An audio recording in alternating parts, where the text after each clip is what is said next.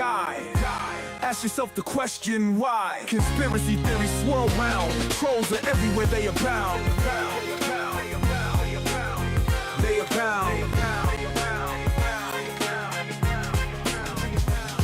It's the show you gotta see. Tommy Temper is the guy. Ask yourself the question why. Conspiracy theories swirl round. Trolls are everywhere, they abound. They abound. They abound. It's the show you gotta see. Tommy Temper is the guy. Ask yourself the question why. Conspiracy theories swirl round. Trolls are everywhere, they abound. They abound. They abound. They abound. They abound. They abound. They abound. They abound. They abound. It's the show you gotta see.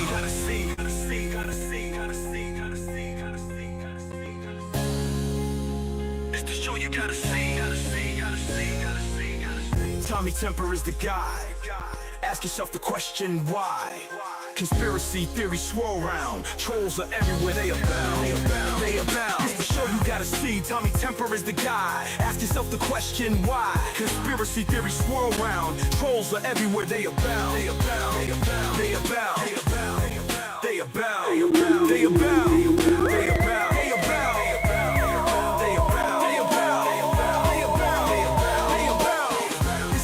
Gotta see, Tommy Temper is the guy. Ask yourself the question why. Conspiracy theories swirl round. Trolls are everywhere, they abound. They abound. They abound. They abound. It's the show you gotta see. Tommy Temper is the guy. Ask yourself the question why. Conspiracy theories swirl round. Trolls are everywhere, they abound. They abound. They abound. They abound. They abound. They abound. They abound. They abound. They abound. They abound. They abound. They abound. They abound. They abound. They abound.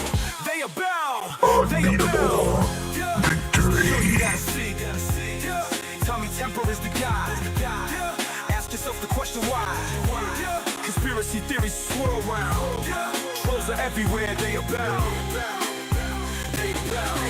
It's the show you gotta see. Tommy Temper is the guy. Ask yourself the question why. Conspiracy theories swirl around. Trolls are everywhere, they abound. They abound. They abound. They abound. It's the show you gotta see. Tommy Temper is the guy. Ask yourself the question why. Conspiracy theories swirl around. Trolls are everywhere, they abound. They abound. They abound. They abound. It's the show you gotta see. Tommy Temper is the guy. Ask yourself the question why. Conspiracy theories swirl around. Trolls are everywhere, they abound. They abound. They abound. They abound. It's the show you gotta see. Tommy Temper is the guy. Ask yourself the question why. Conspiracy theories swirl around. Trolls are everywhere, they abound. They abound. They abound. They abound. It's the show you gotta see. Tommy Temper is the guy. Ask yourself the question why. Conspiracy theories swirl around. Trolls are everywhere, they abound. They abound. They abound. They abound. It's the show you gotta see. Tommy Temper is the guy. Ask yourself the question why. Conspiracy theories swirl around. Trolls are everywhere, they abound. They abound. Unbeatable. Okay, hey, we're here. The Tommy Temper Show. I'm Tommy Temper. And I'm glad to see you here.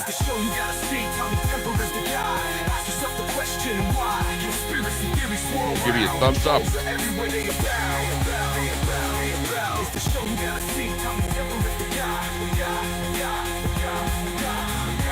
Let's get a few more in here. A little long intro.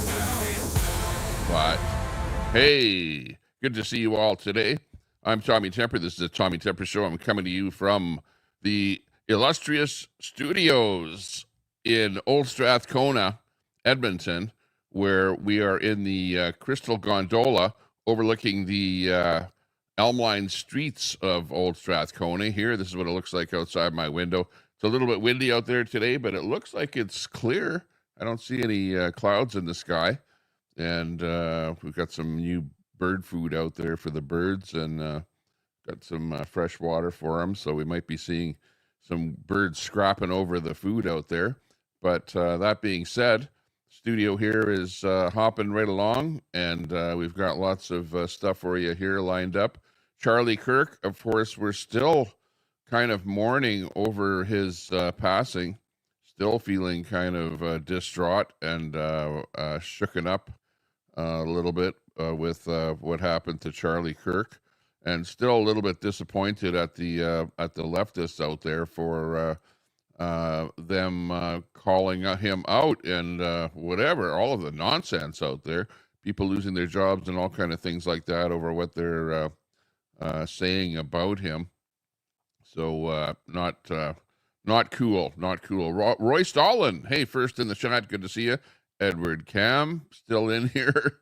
Edward Cam with you represent the worst of the leftist content or comments in the chat there.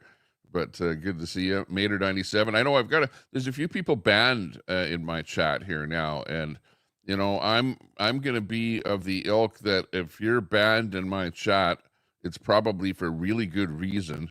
And I'm probably not going to unban you for a long time. So don't do things that are going to get you banned, okay? And if you're a mod in the chat and you see somebody really, really abusing the chat and posting stuff in there that is nonsense and just especially stuff that's against Charlie Kirk at this moment, like really, honestly, he didn't do anything wrong. Of course, some people thought he did something wrong. Some people didn't like his words. But you know, you don't use sticks and stones against somebody. You know, sticks and stones will break my bones. They'll put me in the grave, but words will never hurt me. Okay, and words should never hurt you. Okay, either. So you don't go taking somebody's life just because of something they say, right? Just if you don't like what they say, get yourself a YouTube channel or an Instagram account or something like that, and bellyache all you want about what you want to say, right? You know, and I'm thinking about this too. You know, I'm sitting here and, you know, I'm a bit of a target here. Like really, it takes a little bit of effort to have a YouTube channel or whatever on Facebook, that kind of thing. And, yeah, give us a thumbs up if you can. At least if you're in the chat there, we should have 26 thumbs ups. So hit that thumbs up button, hit it right now. You know, do something for the algorithm to get us out there to more people, and give us a sub up if you're just watching this or you found this or did a search or something like that. Hit that sub button because it's always nice to see the sub numbers going up. We're at 7832 here right now is the marker, and yeah, we'd like to get up to what's the next one? 10,000, right? We'd like to get up to 10,000. That would be nice. We've got the raven, the crow, the big black bird out there. He's trying to do something. You can see him right above my head there. Oh, man, don't quit pecking my head. He's pecking my head there right now. Oh, he's coming over to say hi. Oh, the window needs a little bit of washing there, but our big black bird is out there. This is he's like the size of a small chicken, and he's found some food out there, so he's coming over to say hi to us. So, hi there, Raven. Raven. The Raven is giving us a visit here today. He's like the alpha bird in the air up here in Edmonton. He's the one that kind of when he shows up, all the rest of the birds fly away and hide or whatever. And he does his thing. Oh, look at that! He is just there's a kind of a piece of pan bread out there, whatever you want to call it, and he is just really going to town on that stuff there. These birds love a little bit of multi-grain type bread or something like that, so he's going to town there on ripping that thing up and having a good feast. Now, they also like putting it in the water, right? It's the crows especially. They're the one bird that will take whatever it is that I put out there, and they'll put it in the water, and then they'll get it wet, whatever, and then eat it from the water. I guess they can get it down their throat easier when it's a little bit wet. So that's what's going on there right now. Yeah. Look at his that's the male that's probably showed up, and that's probably the female. The female's a little bit smaller there, I think. And they're both out there now, so they're going to be going to town on that there while the show is in progress here. But anyways, that's what's happening outside of my window right now as we speak. So it's interesting. So we get to watch the birds out there and have fun doing the show here. Okay, so anyways, let's get on with the show. Let's see what's going on here. But thanks a lot. Oh yeah, I was going over some of the people in there. We had Edward Cam in there, Roy Stalin, of course, first in there. Mater 97, good to see you in there. How's my audio? How's the audio for the show? How was the music level? How's my audio level here? Give me one in the chat if it's sounding okay. I've got it set up here, and this is about as loud as my audio is going to be. Sometimes my audio is too loud, and then it's a little bit crackling. Jen De Leon, good to see you in there. Got Herman the Tosser. Hey, coming in from the UK. How's it going? How's everything in the UK? I have a story about an Islamist and what they plan to do with the world. I don't know. They plan on taking over the entire world or something like that. Well, I've got a little story on one guy and what he has to say about the Islamists out there. Wow, those birds are really going crazy out there. They're almost fighting over the food that I put out there. But yeah. Anyways, who else is out there? We've got Pooh Scissors in there. Hey, Pooh Scissors, good to see you. You're looking good today. We've got our newest mod and newest person in the chat, Abby Sinclair. Abby Sinclair was a mod over in a friend of mine's chat who is over, where is he now? Over in maybe, I don't know, Vietnam or somewhere like that. I don't know if that's exactly where he is there. But anyways, Abby is a mod in another friend of mine's chat. So I invited her to come over here and gave her a wrench right away. So good to see you, Abby. Thanks a lot for popping in here. And let's see who else is in here. Oh, Jeff Ross. Check out and give Jeff Ross a sub there. Hit that exclamation mark link. Type that in there, Jeff Ross. He's got a channel. Anybody that has a channel, make sure you type in exclamation mark link, and then my bot will drop a link to your channel. And then if you see a link in there to somebody's channel, click on it, go over to his channel, and then sub up to him. Because he's actually, Jeff, you've got a great channel because he's out there on the lobster fishing boat, and a lot of his stuff, when he goes live, he's out there on the boat on the ocean and doing fishing and lobster fishing and whatever stuff like that. So check out his channel. Great guy, great friend of the channel for many years. Good to see you, Jeff Ross, in the chat. Thanks a lot for popping in. Let's see, Herman in there, coming in from the UK. I hope that everything is good with you in the UK.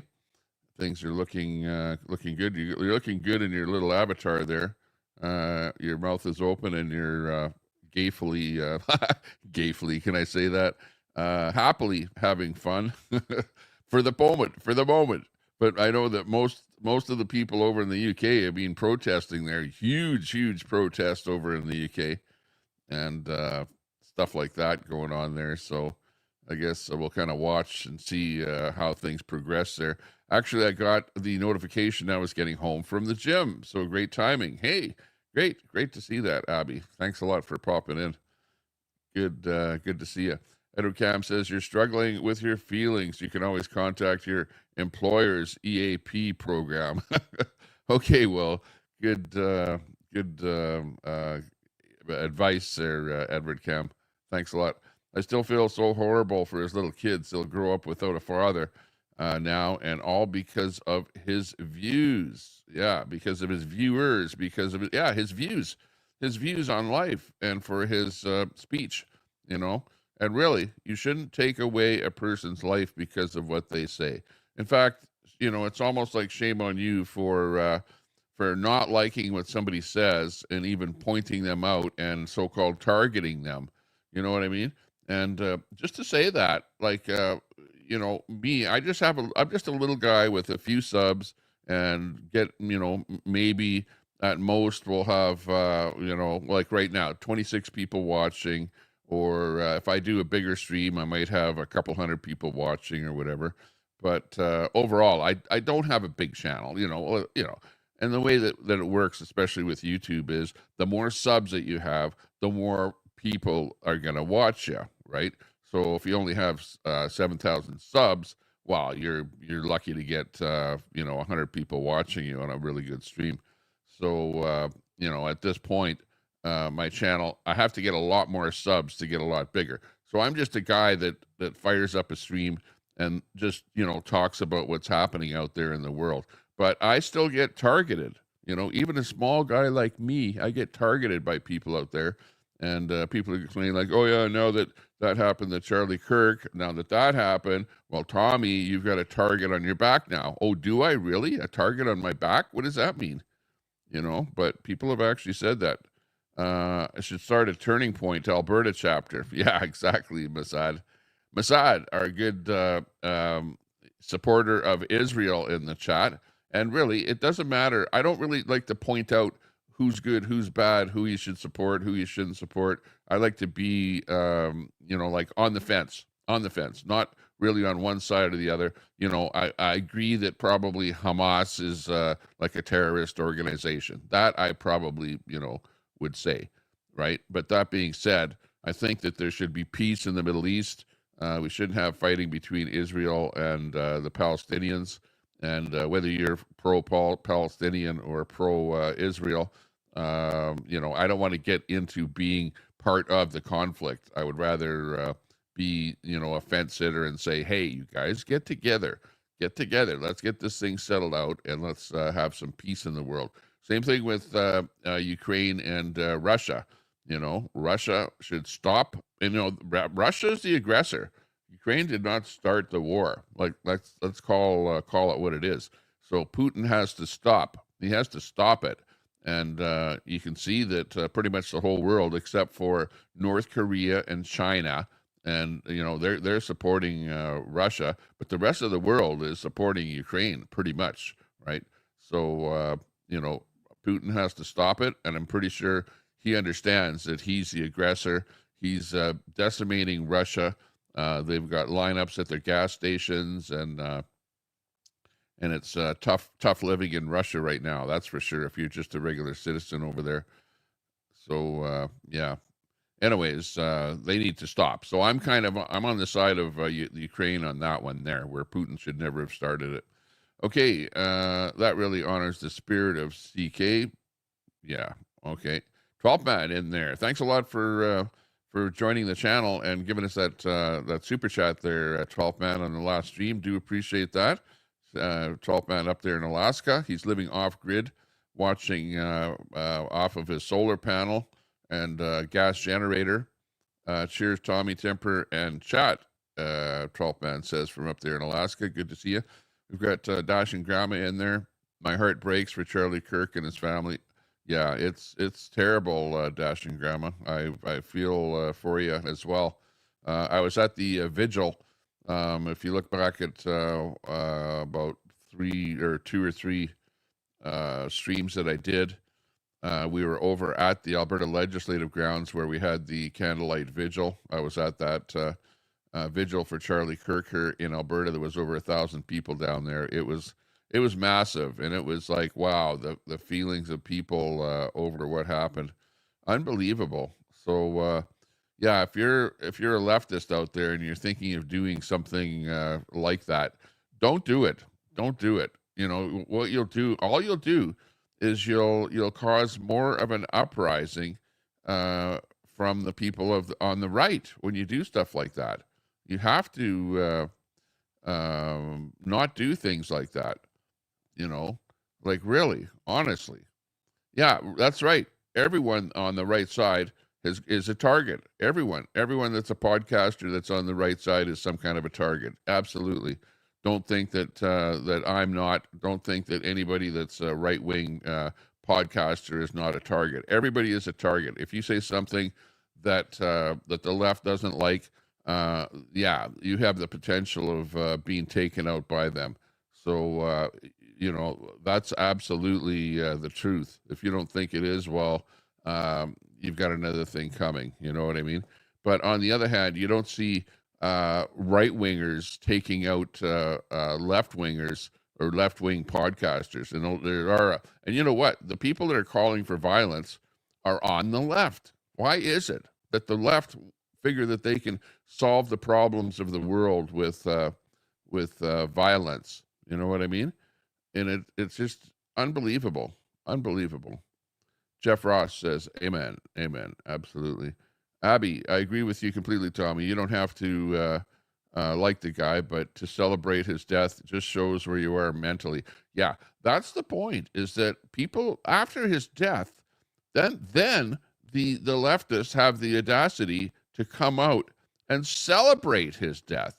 Like, that is just, that shows where their mind is at, is that if you celebrate somebody's death, shame on you. Absolutely shame on you. It's crazy. Big Q, fake tears. I never saw what was going on with Big Q there. Edward Cam, you're so brave, Tommy. I know, I'm brave. I should be the guy with the fist in the air like you there, Edward Cam. I don't know what you're brave about over there, but yeah, you have to be a little bit brave on being able to do any kind of a podcast these days if you're a little bit of a right winger. Just like Bondi, Tommy is doubling down on censorship. Yeah, exactly. So, yeah. So, if you're going to be, somebody that's anti-me, anti-right wing or whatever, and you think that socialism is so great that we should all be a socialist, or we should all be communists, or we should all be Marxists, or, that kind of stuff, this is probably not the podcast for you. You need to go over to somewhere dark, somewhere where people are rallying around and have the same thoughts as you, and but don't think about buying a gun. If you're a leftist, stay away from the guns, okay? Because you don't know how to treat a gun, you don't know how to use a gun. Well, you might know how to use it, but you don't know how to use it properly, right? And you don't use it for taking out other human beings, right? So for that reason, you want to stay away from guns. If you're a leftist, just plain stay away from guns. If somebody says they're going to give you a gun or something like that, just say, no, sorry, I don't need one. I won't know how to use it, and I might use it improperly because I have so much hate in my mind that I might use it against somebody or something improperly. So, yeah, anyways. Abby, yeah. Hello, other mods in there. Yeah, good to see you. Censorship is back. Yeah. Well, you know what? Censorship is always here. Always here. YouTube censors. There's a lot of censorship on YouTube, and you have to watch what you say. Me, if I say things that the people at YouTube or Facebook or whatever deem as being misinformation, then I'll get a strike. I could get my channel absolutely deleted. People have gotten channels deleted on YouTube. Usually it's if you get 3 strikes within a certain time period, you can have your YouTube channel deleted. So yeah, I don't want to, I have to censor myself, right? I can't say every single thing that I want to say. I absolutely censor myself. And we also have to censor the chat by way of the mods at least giving timeouts. And the big black bird, he's out there. And, we have to keep the censorship going in order to keep the channel going, okay? Because of the platforms that we're on. The platforms demand censorship. And, I can't help that. So don't blame me for censoring, okay?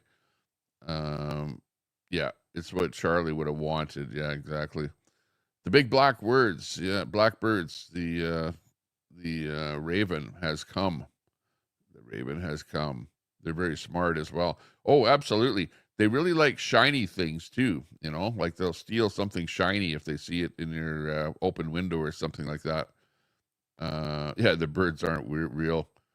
The birds are real. Yeah, those are right outside my window here. That's what's happening here. That's why I'm leaving myself open here. You can find out exactly where I am by what you see up my window here. Smart birds washing the food because they know Tommy has dirty hands. Yeah, exactly. Yeah, those birds are smart. Well, the big ones have gone. And now you can see the sparrows are out there because they know that if the big birds have found some food, then the little sparrows can come in there after the big birds are gone. So the little ones are in there having a little drink of water and having a little bite to eat there too. So, yeah, that's pretty cool. Okay, let's get ready with our first story. Let's see what's going on here. Let's talk about Donald Trump. Donald Trump is doing his thing. Where is Donald Trump? Donald Trump, where are you? Oh, Donald Trump is over in England. He's landed over in England. He came in by helicopter. Somebody said, there's fewer steps outside of the helicopter than there is out of Air One. So he's landed over in England, probably because they wanted to drop him in close to London, where the castle and that stuff is, and all of the goings on. But anyways, Trump is in England, and he's having a gay old time. He's in the carriage. The horse is pulling him around there, and he's getting to see what it's like living the life of an English aristocrat. And let's check out the story.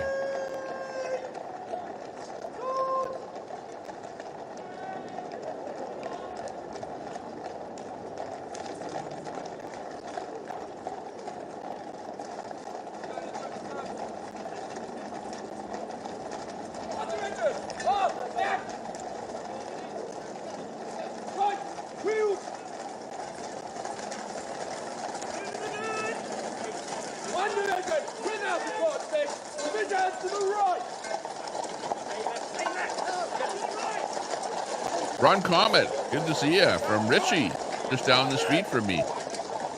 I used to live in Ritchie on 98th Street and 74th Avenue, right by the school there, by Ritchie School.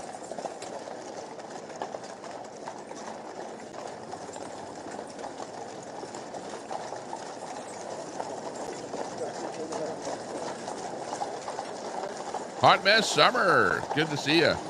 Good supporter of a lot of people in the community out there. Hot Mess. Check out Hot Mess Summer's channel.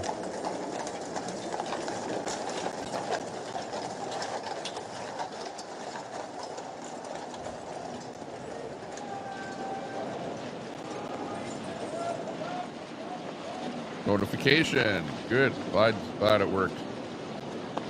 There's Trump in the carriage, gallivanting around England there. That's right. It means happy over here. So anyways, that's the whole deal. That's what's happening with him. Let's replay that one again here just for fun. There he is, pulling into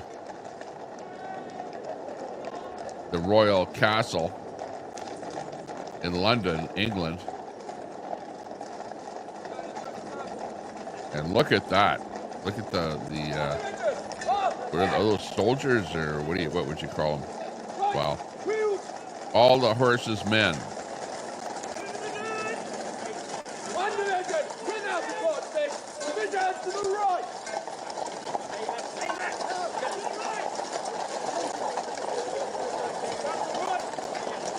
That's right, Scott Summers. Not okay.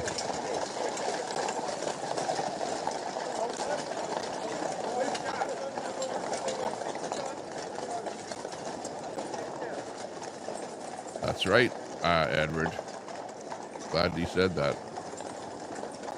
He may not agree with anybody, but violence is not okay.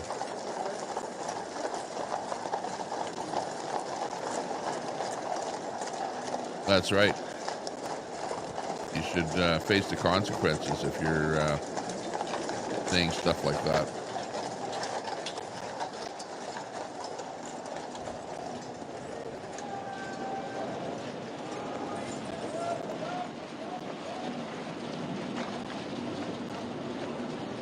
Okay, and that's where Trump is today. I don't know if you can see him inside there. He's it looks like his shadow in there, or outline, sitting in the back of that carriage there.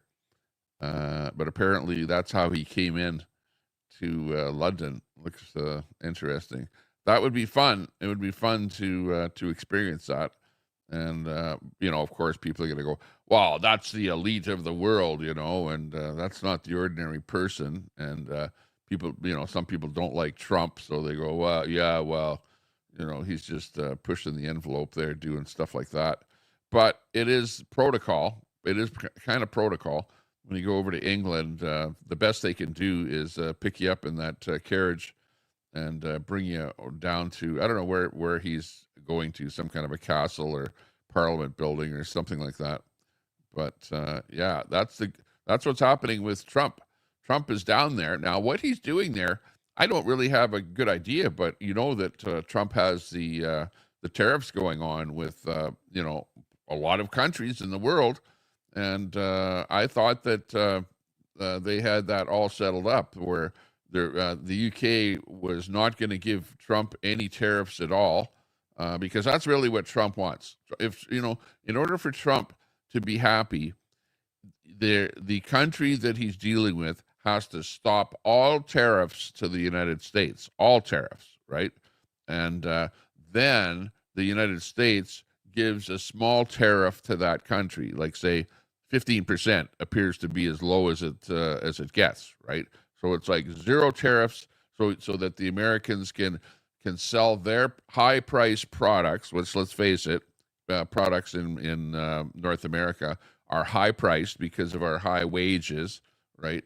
So they can sell their high priced products to that country with no tariffs at all, and but the U.S. puts tariffs against the products coming from that country at say 15%. So people within the United States are less likely to buy the products from another country. They're more likely to buy products that are produced within the United States, which is his way of bringing the jobs back home, right? If you don't understand what's going on, that's what he's trying to do with every country in the world. And with Canada, the problem is that we have tariffs set up. For example, we have these boards set up called the milk cartel, which encompasses milk, all dairy products, butter, stuff like that, and birds, chickens, and eggs, stuff like that. And we have a cartel set up that protects those industries in Canada and has really high, small tariffs for a little bit of product coming in from the States, but then the tariffs really go up to as much as 400%. And those tariffs, Trump just hates. And because of that, he's, because we're not getting rid of those tariffs on those products, he's put up really high tariffs on stuff like steel, 50% tariff, aluminum, 50%, copper, 50%, and a lot of other things. And then you've got cars. He's putting up high tariffs for cars manufactured in Canada. So, and we have tariffs against American products. I can't go over all of them, but lots of little products and stuff like that. And Trump hates that. Trump wants to see zero tariffs from Canada, and then he'll bring his tariffs down on the products coming from Canada. But as it is right now, it's not settled at all. Now, we still have this agreement called the NAFTA agreement, which encompasses Mexico, Canada, and the United States with free trade. It was a free trade agreement with no tariffs either way on lots of products, but not all products. But of those products where we do have free trade, that trade agreement still exists, and they've just gotten into discussions of that trade agreement, and it expires next year. So when that opens up, that means that Trump can now tariff those products that are now free trade in the future. So we have a little bit of time where in Canada here where we still have a bit of free trade with some products. Now, that being said, Trump has come up with a pretty big tariff on anything. Let's say that you were to buy something from Canada and it gets shipped into the States, or let's say you buy something from the UK and it gets shipped into the States. And it used to be that there was no tariff on anything up to, I think it was $800 approximately. And so, you're buying something from China, Canada, the UK, whatever. If it was under $800, then there wasn't any tariff. Trump got rid of that. Okay, so now there's tariffs on those goods. So now Americans are not really buying those small under $800 products from other countries because of the high tariffs that they have to pay on them.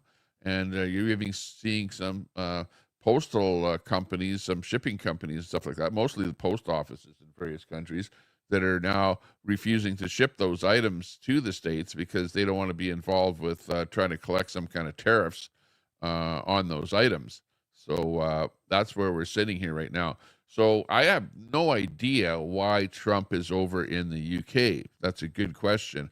Maybe somebody in the chat can enlighten me as to why Trump is in the UK right now, because I thought that they had something settled up there with the tariffs and that, and I'm not sure why else that he would be going over there. Almost choked when you asked about Telescope. Yeah, where is Telescope? I haven't seen Telescope in a while. Oh, I did notice that he did some. He likes to do a video once in a while at a band. He's got some really eclectic type bands that he goes to see, and then he does a little video on that. So that's about all I've seen of Telescope there lately. But Telescope is a left-leaning guy on YouTube that tried taking out the streamers that were streaming the convoy in the United States. And a lot of the people here are people that came and are watching because of a convoy that happened either in Canada or the United States. And one of those people would be a person like Sandy Foster. Sandy Foster is a liberal-leaning person, probably located somewhere in near Ottawa, that just hated the convoy and is still, over here watching and whatever, and has some things to say usually that are left-leaning. But hey, I don't mind left-leaning people in the chat here at all. Like you're people, we're all people, we're all we've become actually right-wing, left-wing friends over the years. I would have to say, like for Sandy, for example. I would go to the bar and have a beer with you, or go to a coffee shop and have a beer with you, and we would probably be able to reminisce over a lot of things over the years that have happened, and have some fun. We're not enemies or anything like that. And you in particular haven't really been, needling me so much to be banned from my channel, unlike Cadamus Rex, who goes a little bit too far. SW in there. Good to see you. Freland is dusting off her broom for Halloween. Yeah. Okay, that's the other one, is Freland. Freland, who is a minister in Carney's cabinet, has dropped out and is now some kind of an envoy for rebuilding the Ukraine.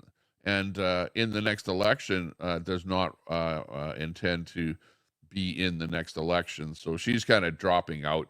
And why she's going into that? Well, she's a Ukrainian. She's Ukrainian. So that's why that whole thing happened with Freeland. But yeah, we'll go over that. We have a story on that to talk about that. But yeah, exactly. Hot Mess Summer says, I got to be petty. He's a clown. Yeah. Sun Honey Studio. Hey, good to see you. From Wolf Neve channel, mod over there. I heard on another stream that YouTube does not count views if an ad blocker is used by the viewer. Ah, okay. I gotcha. So, don't use an ad blocker over here. What you want to do is you want to pay for YouTube Premium. And that reminds me, too, that I need to go over into my channel. Hang on and turn on a switch here. Hopefully somebody turned on the switch there for subs only to the channel. So hopefully somebody has done that. Let me just go to content here and just do one quick thing here. Got to refresh the screen and turn on my little monetization switch here, which will bring in commercials on the stream here. So sorry if you get a commercial. It's coming in from YouTube, but I might get a few pennies from YouTube if I don't get any music strikes on the channel here. So hopefully we don't play any music in any of the bits that we're doing here.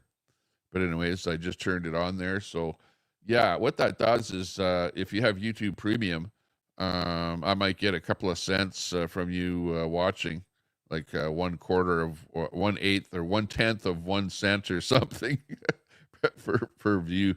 Like I'm really, if I don't get a super chat on a stream, I might make from YouTube if I don't have any music on it, like maybe $2, for example, maybe that much. But hey, at least it's something. At least it's something. But it really depends how many people have viewed the content, right? And on a stream like this, where I might get maybe less than 1,000 views on a stream, it's not going to be a whole lot, that's for sure. Like it's so minimalistic that it won't even buy me a coffee, whatever. Let's see how these racist liberals conduct themselves now. It's AMC Kingdom. AMC is really going hard in there. He's the right winger that's really hard against the left wingers in the chat there. So yeah, good to see Sun Honey in there too. Looking good, Sun Honey. Sun Honey, big ups to you. Thanks a lot. Blessed all the peacemaker, for he is a child of God. Sun Honey says, war does nothing but make orphans and widows. Isn't that the truth? Isn't that the truth? Absolutely. Thank you very much. We got a super sticker from Hot Mess there. Thank you very much, Hot Mess. A $3 super sticker from Hot Mess Summer. Check out Hot Mess Summer's channel. Hot Mess, drop a link to your channel there for sure. Let's make sure everyone subs up to you if you need more people watching your channel. And one of the things that Hot Mess does is she buys items to give out to the homeless and the unfortunate in her community. And, she does some videos on that. You can actually see her doing that. And, yeah, if you're into supporting people that are supporting other people, definitely you want to give Hot Mess a view and a sub up to her channel and help to support what she's doing there. Appreciate that, Hot Mess. A $3 super sticker from Hot Mess Summer. That that's going to be more than what I would make from YouTube on the stream. One super sticker, and that's kind of funny how that works. Oh, we've got a magpie out there now. The magpie has got the white wings, black forefront, white on the bottom there. And it's funny because I was watching a guy with a channel in Australia, and I don't know what they have. They got birds that look exactly like this, but the coloring is exactly the opposite, where their head and that is white and then the body is black. And I don't know if they call that a magpie down in Australia, but that's what they are here in Edmonton in North America. So he's like the beta. The alpha is the crow, the blackbird, and the magpie is the beta bird. And when the big crows come around, well, then the magpies they run away. But now that the crow is gone, then the magpie can come in for a bit of a feast there. So that's what's going on there. Okay, let's see what else we have here with what's going on in the world. Hang on a second. Oh, I was going through the chat there. Let's see, Tommy Temper, what's going on with the citizenship status on drivers and healthcare cards? Yeah, that's true. That's a good point. Let me see. I don't know if I had that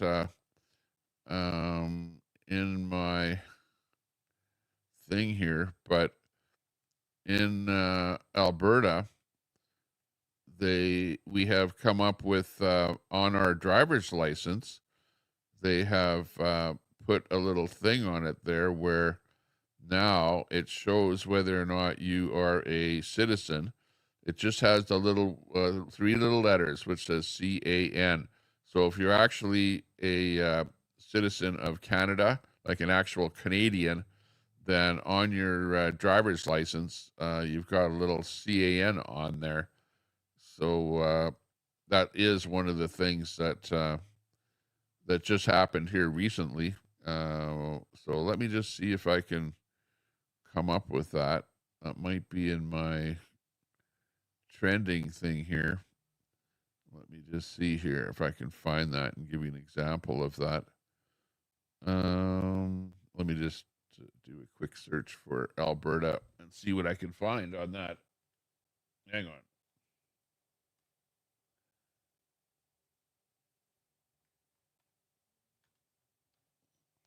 Okay, hate to have dead air, but let's see. Now that you've said that, let's see here. Oops. Go to window 2 here.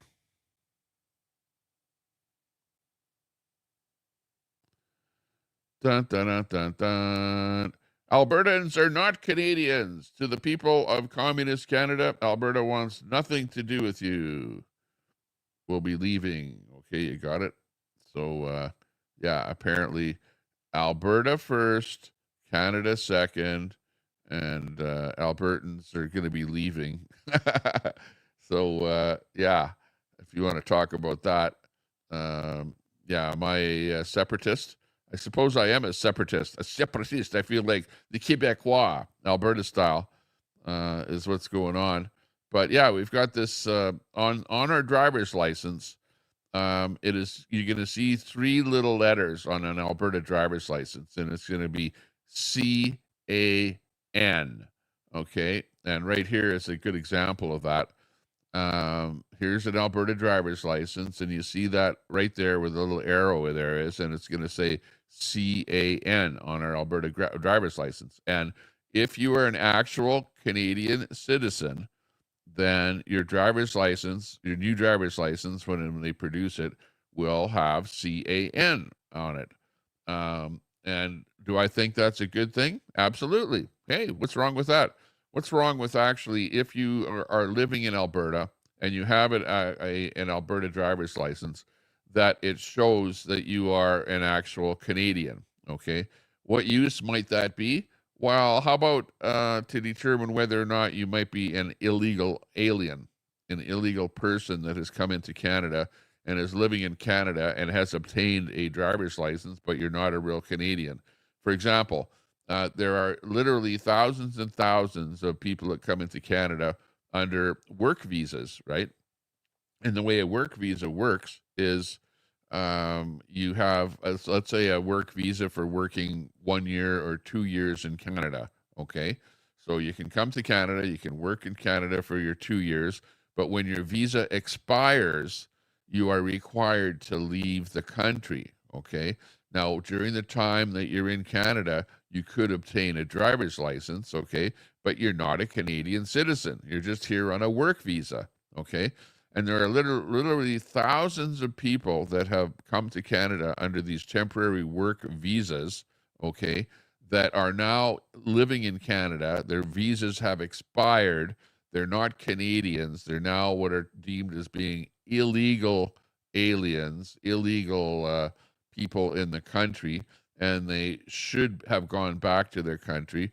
And the government is having a really hard time rounding up all of these people that are illegal aliens. Well, this in fact will be able, if let's say that that you're at some job working and you're not supposed to be in Canada and you're an illegal alien, well, you probably would not have a driver's license that has this little CAN on it. So the people, the immigration office would more easily be able to discover whether or not you are an illegal alien. So that's what it's all about, Sandy. What's going on with the citizenship status on driver's license and healthcare, health cards? Well, it's mostly, I haven't seen an example of a health card, but what they're wanting to do is they're wanting to integrate your health card and your driver's license all into one thing. But yeah, if you don't have a driver's license, well, then you would be issued a health card, and the health card would probably have that little CAN on it as well. Apparently there are literally, I don't know what the number was, but let's say 500,000 people in Alberta that have healthcare cards that don't live in Alberta. So, what's the deal with that? They don't even live in Alberta. They have the healthcare card, and they're coming in here and using our healthcare system.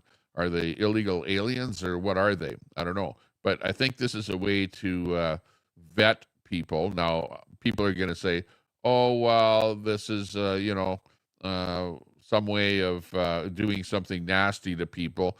Well, no, because if you're a Canadian citizen with a Canadian driver's license, no problem. Like me, my driver's license is going to look just like this. It's going to have that little CAN on it. And do I care? No, I don't care. Put the fact that I'm a Canadian on my driver's license. I don't care. That's great. Perfect. Put it on my healthcare. Show that I'm a Canadian. I am a Canadian. I was born here, and for me, I don't have a problem with it. If you're born in Canada, you shouldn't have a problem with it. If you're a person that is a temporary citizen, and you have a driver's license or a healthcare card, but you're not a true Canadian, you're not a citizen of Canada, well, then you're not going to get that on your card.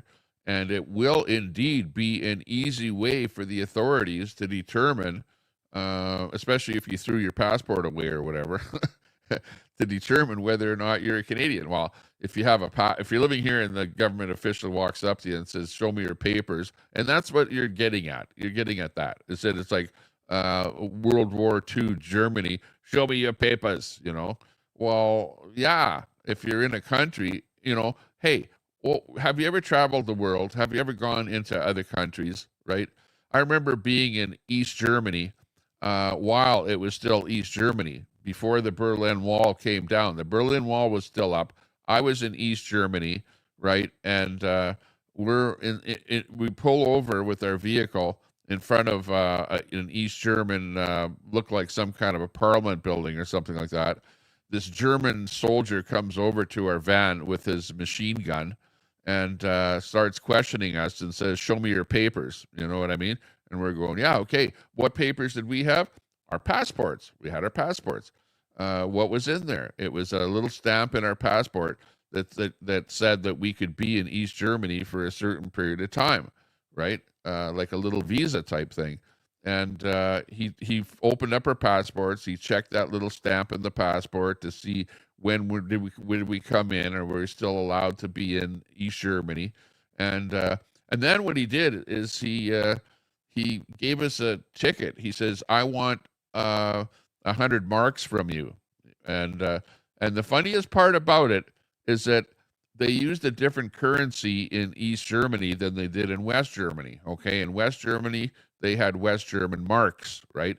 But he didn't want East German money from us because East German money was like garbage, worthless, hardly worth anything. He actually demanded West Germany money from us. He wanted 100 marks in West German money because he knew that we just came over the border. That's the only way that we could have got there.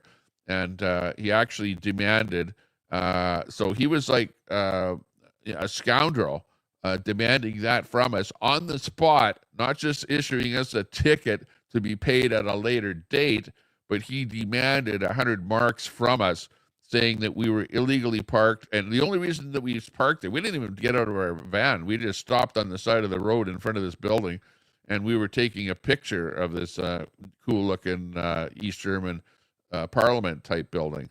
And the dude with the machine gun comes out and demands East German or West German marks from us to just to pull the money from us. Like, that's how bad the communist countries are, right? That's a good example of what it's like to live in a communist country, is that you have crap like that actually happen.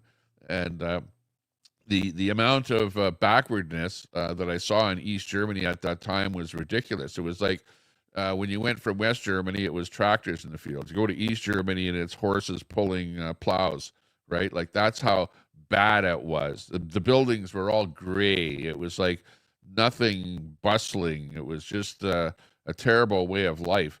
And that's why when I see people out on the street, proponents of a communism, "Oh, we want communism. Here, you should become a communist," In my mind, I go back to East Germany and I go, man, living under communism was terrible. They were so backwards. They didn't have the things that we had over in the Western world.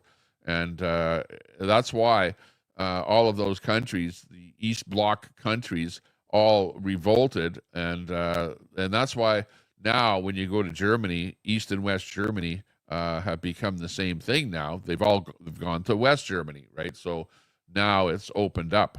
The wall came down, and people aren't living under communism in East Germany anymore. In fact, you don't even hear East Germany, West Germany anymore. You just hear Germany now, right?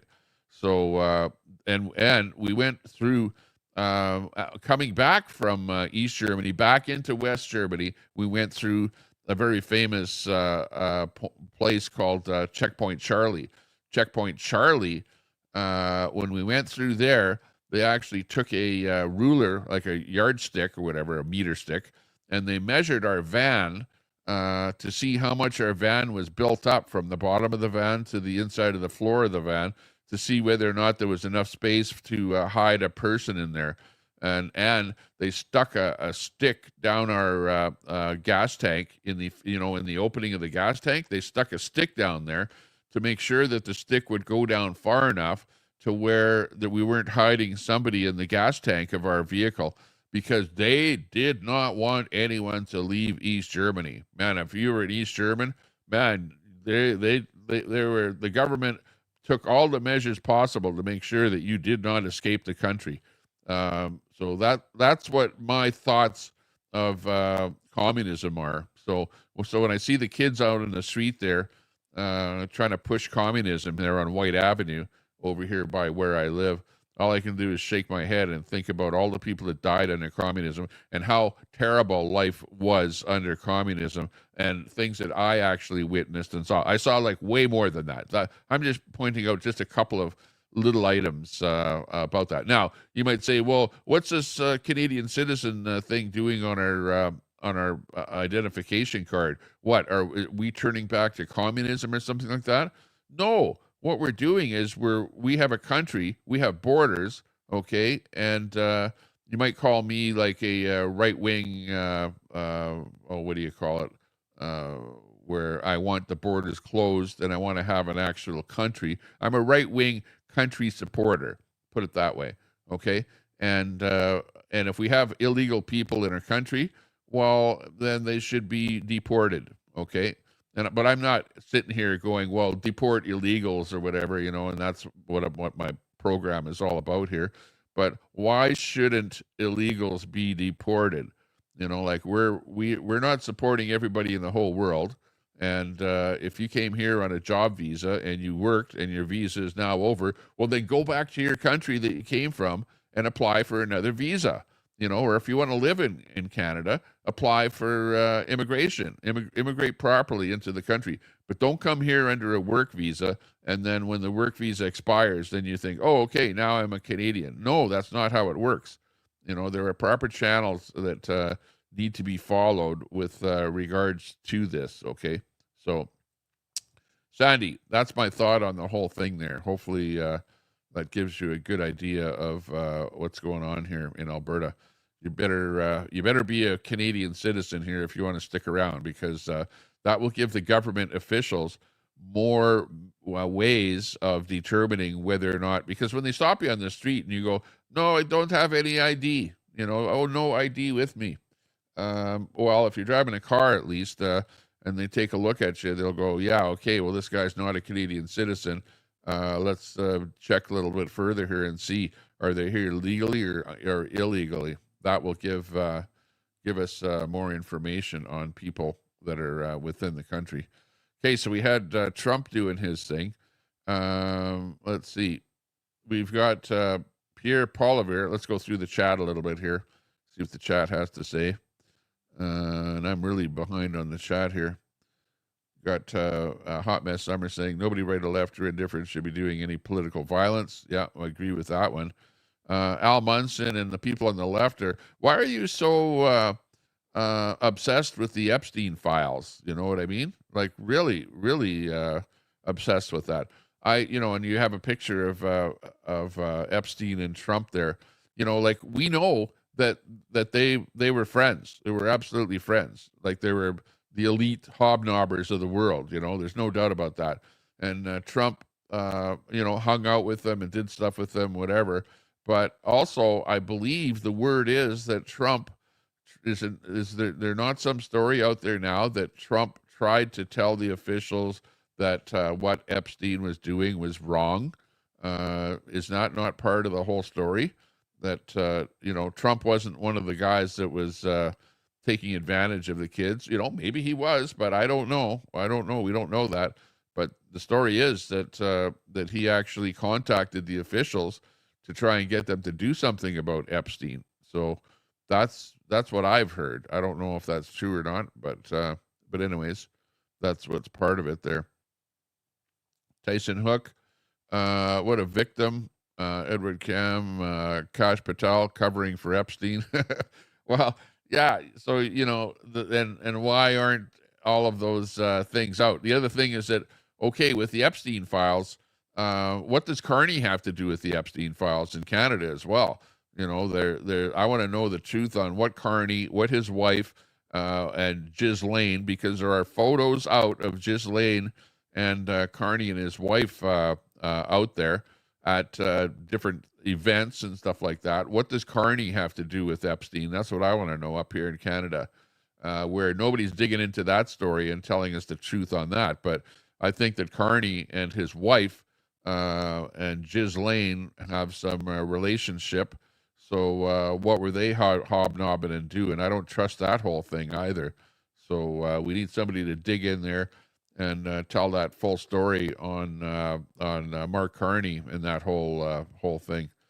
4chan is saying Kirk had access to the Epstein files and Trump was behind it.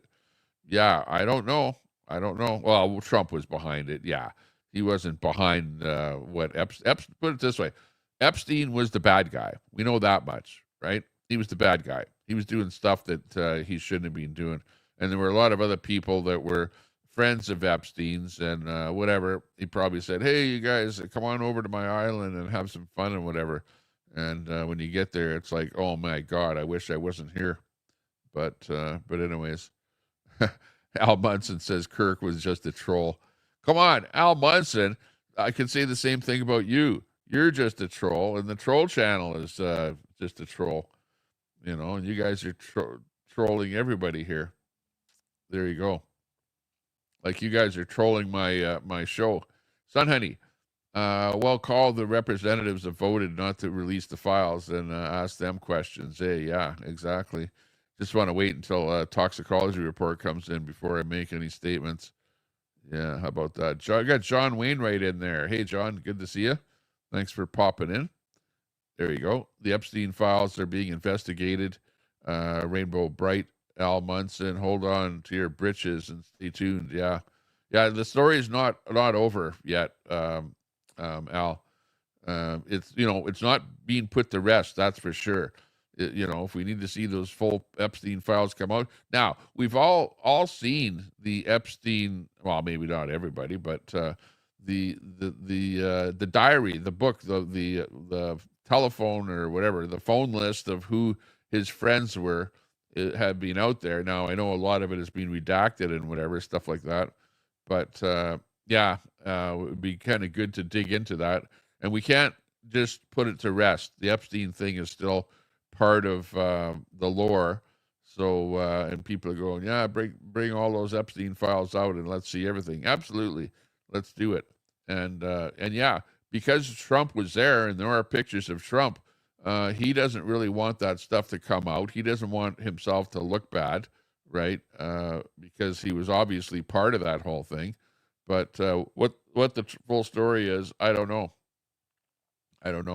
But I can't get into it because I don't know the answers to those questions. If I knew, I'd talk about it. Jack, take note of who the first ones are to calling people names in here. Yeah, exactly. Do better, AMC. Yeah, don't call any names. Makes the right-wingers look bad. Does anyone want to discuss the murder of those Dem legislators by the right? I don't know what those are. Good question. Trump's hiding the Epstein files. He can release them easily, says Al. Yeah, well, I agree.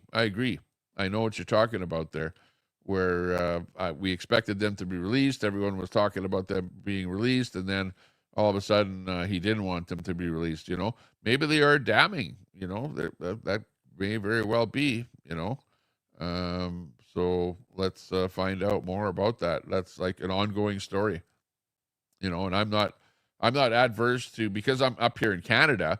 If something bad happens to Trump, or there's some bad image or bad information about him, to me, it's not going to be anything bad on me. I'm up here in Canada watching the whole thing happening. I'm a what you might call a Trump supporter, that I wanted to see him win the election, and I wasn't a fan of Biden. And regardless of who it was, right? It didn't matter whether it was Trump or whether it would be anybody else. I would have probably been behind that person because they were a right winger, right? Because I'm a proponent of right wing politics, right? I like the right wing side of things. I like what they do in Canada and in the States and in the UK and in Australia, right? So, unfortunately, sometimes you get people in power that are right wingers, and they're not that great, right? Because they do things that you don't like, or they have done things in their past that you don't like. And, of course, that's life, and maybe Trump did do something. Maybe he didn't. I don't know. I'm not going to push misinformation if we don't know those answers. So we'll have to kind of just find out what's going on. Right now, it's a mystery.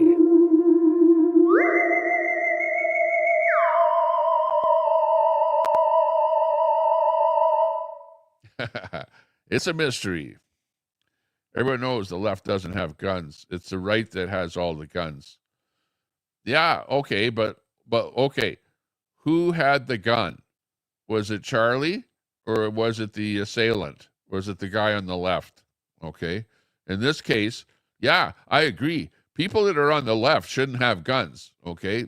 Leave the guns to people on the right, because at least they know how to handle guns, for the most part. But when you give a gun to a leftist, they don't know how to handle it. And when their mind goes berserk, they do things with that gun that, that's what happened. That's absolutely what happened. You had the gun deal, and it's not good. I don't like it. You don't like it. We all don't like it. It's a crazy thing. Let's go over that whole thing. I don't know if I saved it here. Here it is. Let me see if I can get it in here. Let's see. Hang on. Oh, geez, it's so big here.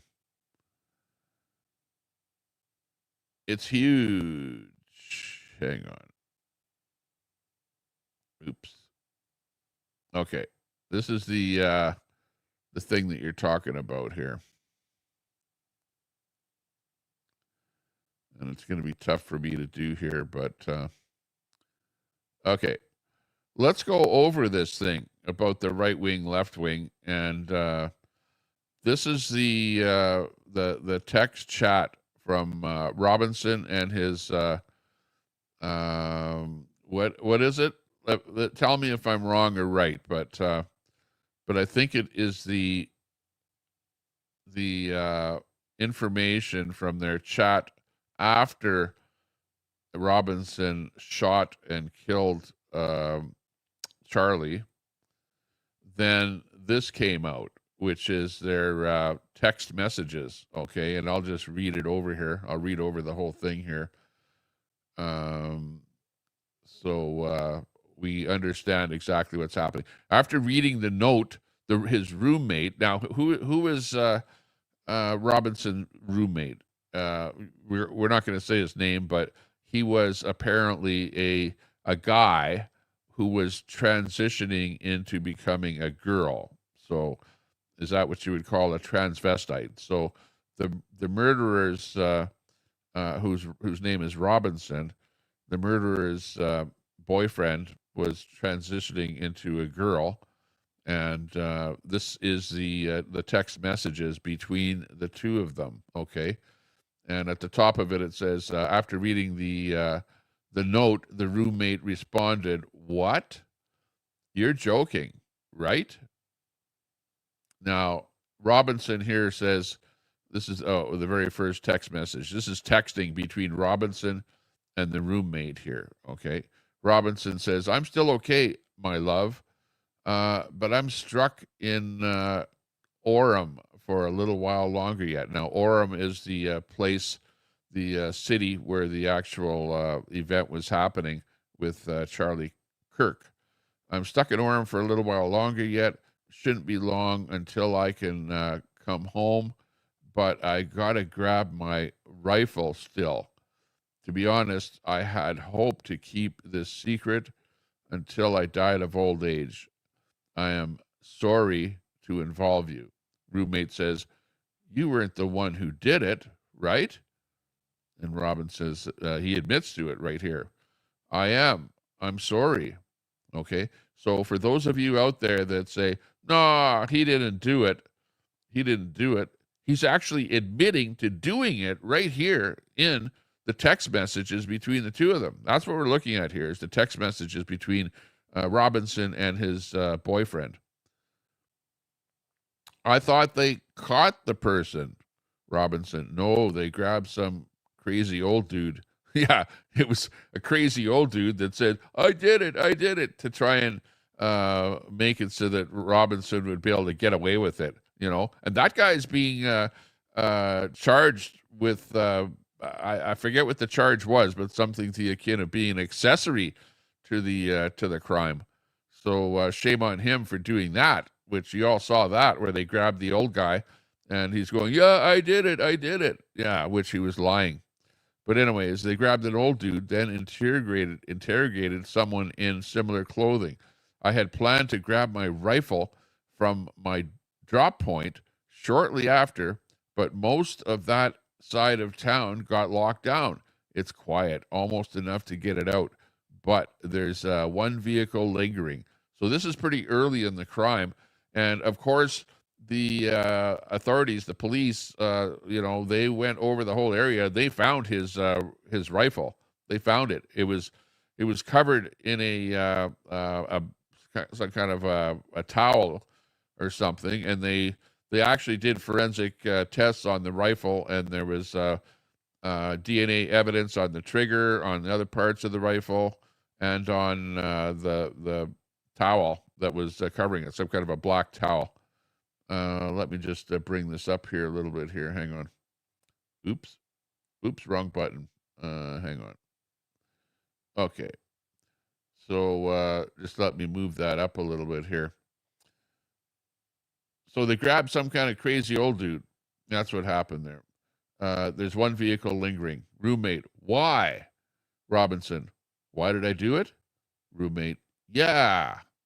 Robinson, I had enough of his hatred. Some hate can't be negotiated out. What? You mean you can't talk to him? You can't talk to people? Who the hell grabs a gun when they have a problem with somebody in what they're saying? You can't negotiate. You can't talk about this stuff. Absolutely, you can talk about this stuff. This is the problem with society.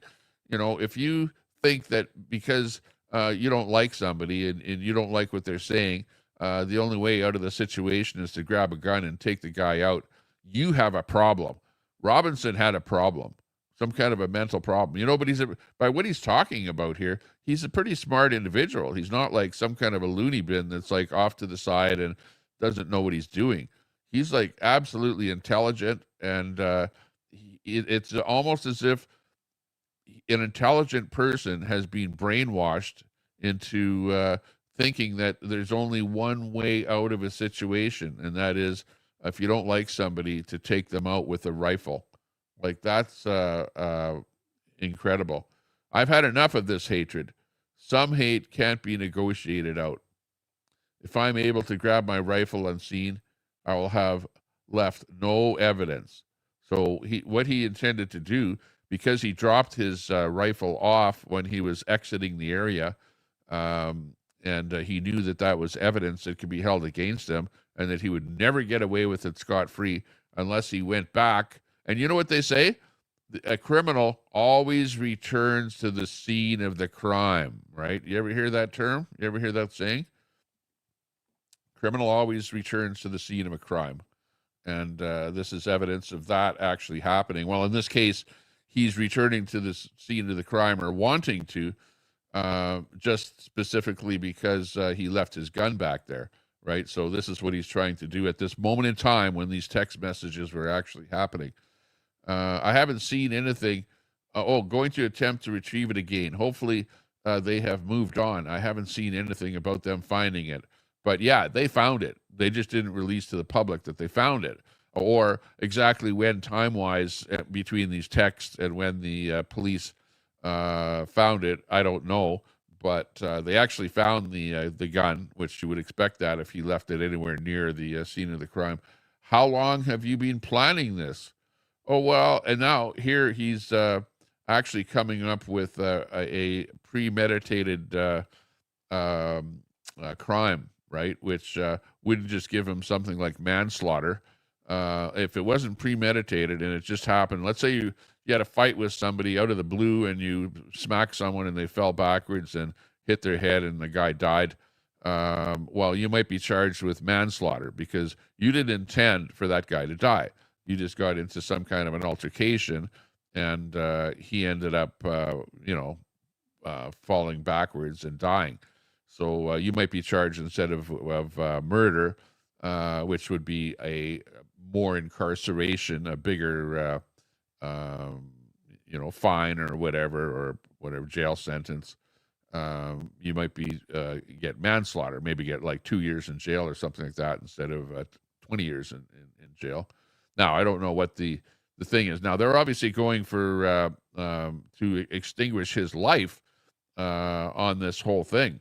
And this whole bit of a text message thing here is going to be more reason to give him the death penalty, right? Because it wasn't just out of the blue that he thought of this whole thing, but he was planning it. And he says right here, a bit over a week, I believe. So he's been planning this for a bit over a week. I can get close to it, but there's a squad car parked by it right now. I think they already swept that spot, but I don't want to chance it. So he must be, at this moment, somewhere really close to where it all happened to be able to see that there's a squad car anywhere close to it there. Remember how I was engraving bullets? The fucking messages are mostly a big meme. If I see notices bulge UWU on Fox News, I might have a stroke. All right, because that's how he would determine that they found the gun already, right? If he sees that. And he had that in particular, I'm not sure what that actually means. The notices bulge UWU chat. What does that actually mean? No, the bulge might be something about, is that a reference to a transvestite who has, like male genitalia? UWU? What is that? I haven't really gotten into this all that far to, a juror might be watching. Yeah, exactly. Not likely. But anyways, he had engraved that on a bullet, notices bulge UWU. And if they talk about that, which they did, we did see everything that he engraved on those bullets, right? And that's just part of it. But judging from today, I'd say Grandpa's gun, and of course it was a gun that was given to him by his grandfather, okay? So, and his father knew that, and it was a special gun. It was not like a run-of-the-mill, but it was an older weapon, and his grandfather had given it to him, and he was afraid that his dad would be pissed off at him that he used it for that, and he wanted to get that gun back. And if he got away with the whole thing, well, his life would be going on just like normal, and the gun would still be his back at home, and they'd be still looking for the perpetrator. But anyways, on Fox News, I might have a stroke. All right, I'm going to have to leave it. That really fucking sucks. So he's figuring out that he can't get his gun back, which is actually bad because everybody knows that if you're going to leave fingerprints on a freaking gun. You're going to leave DNA on a gun. You're going to leave lots of evidence of, the fact that gun was yours and that you actually used it. So in that case, if they ever did come up with him as being a suspect, they would quite easily be able to determine that it was him that did the firing of it. Delete this exchange, Robinson. Delete this exchange. So he wants to get rid of this evidence of this text messaging here that's happening between himself and his lover, his boyfriend. Robinson, my dad wants photos of the rifle. He says Grandpa wants to know who has what. So obviously he's talking to his dad. His dad suspects him as doing the dastardly deed, and his dad has actually asked him to take a photo of the rifle to determine that he's still in possession of the rifle. So this is really, really close to when it all happened here. And of course, he can't do that. And he wants to get that rifle back because it's evidence for the feds. And his dad is actually pestering him, asking him about that because his dad suspects him of actually doing it, right? Which I think his dad is a right-wing Trump supporter. He actually said that his dad is a Trump, a MAGA guy. And I don't know how people on the left can say that Robinson is a right-wing assailant. You know, like that's just plain nonsense. Absolutely nonsense. You know, it just, he's not. He doesn't like the fact that his dad is MAGA. He's calling him MAGA. You know, and the only people that call people MAGA are lefties. You know what I mean? So Robinson is calling his dad MAGA.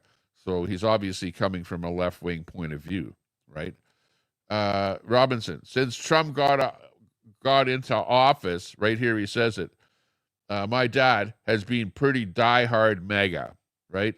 So he's calling his dad MAGA. So he's obviously a left-wing guy calling his dad MAGA. I'm going to turn myself in willingly. One of my neighbors here is a deputy for the sheriff, and that's true. Because what happened is dad told or got a hold of his neighbor who is a deputy for the sheriff, an ex-deputy or something, not in the law enforcement anymore, but they had some kind of a meeting, and that's when he must have convinced Robinson to turn himself in. So that's what's gonna happen here. Robinson, you are all I worry about, love. Yeah, right. Well, that's the least of his problems. Roommate, I'm much more worried about you. Yeah, exactly. Okay, so that's the information that we have on him, on the whole thing, and it's pretty damning. That little exchange between Robinson and his lover is pretty damning, pretty convincing to me, and also to the government and the law agencies, whatever. And that's where they came up with the actual, that's part of the reason that he got certain kinds of things where now he's going to be ending up having the death penalty, right? So not good. Not good at all. Butterflies are free. There's no place in life for bigots like Daisy. There's the chat is going after each other in there. This is not about Daisy. You know, leave Daisy alone.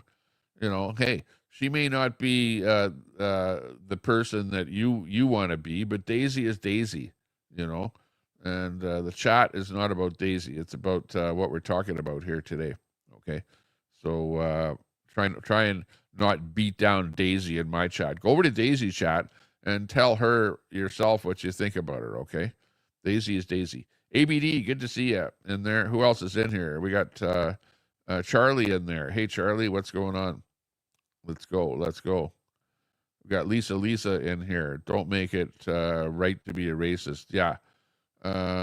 It's not. And we don't like calling names. If you wake up in the morning to call somebody a racist, all I can say is shame on you. There's better things in life to do than to spout off that people are racist here, there, and everywhere.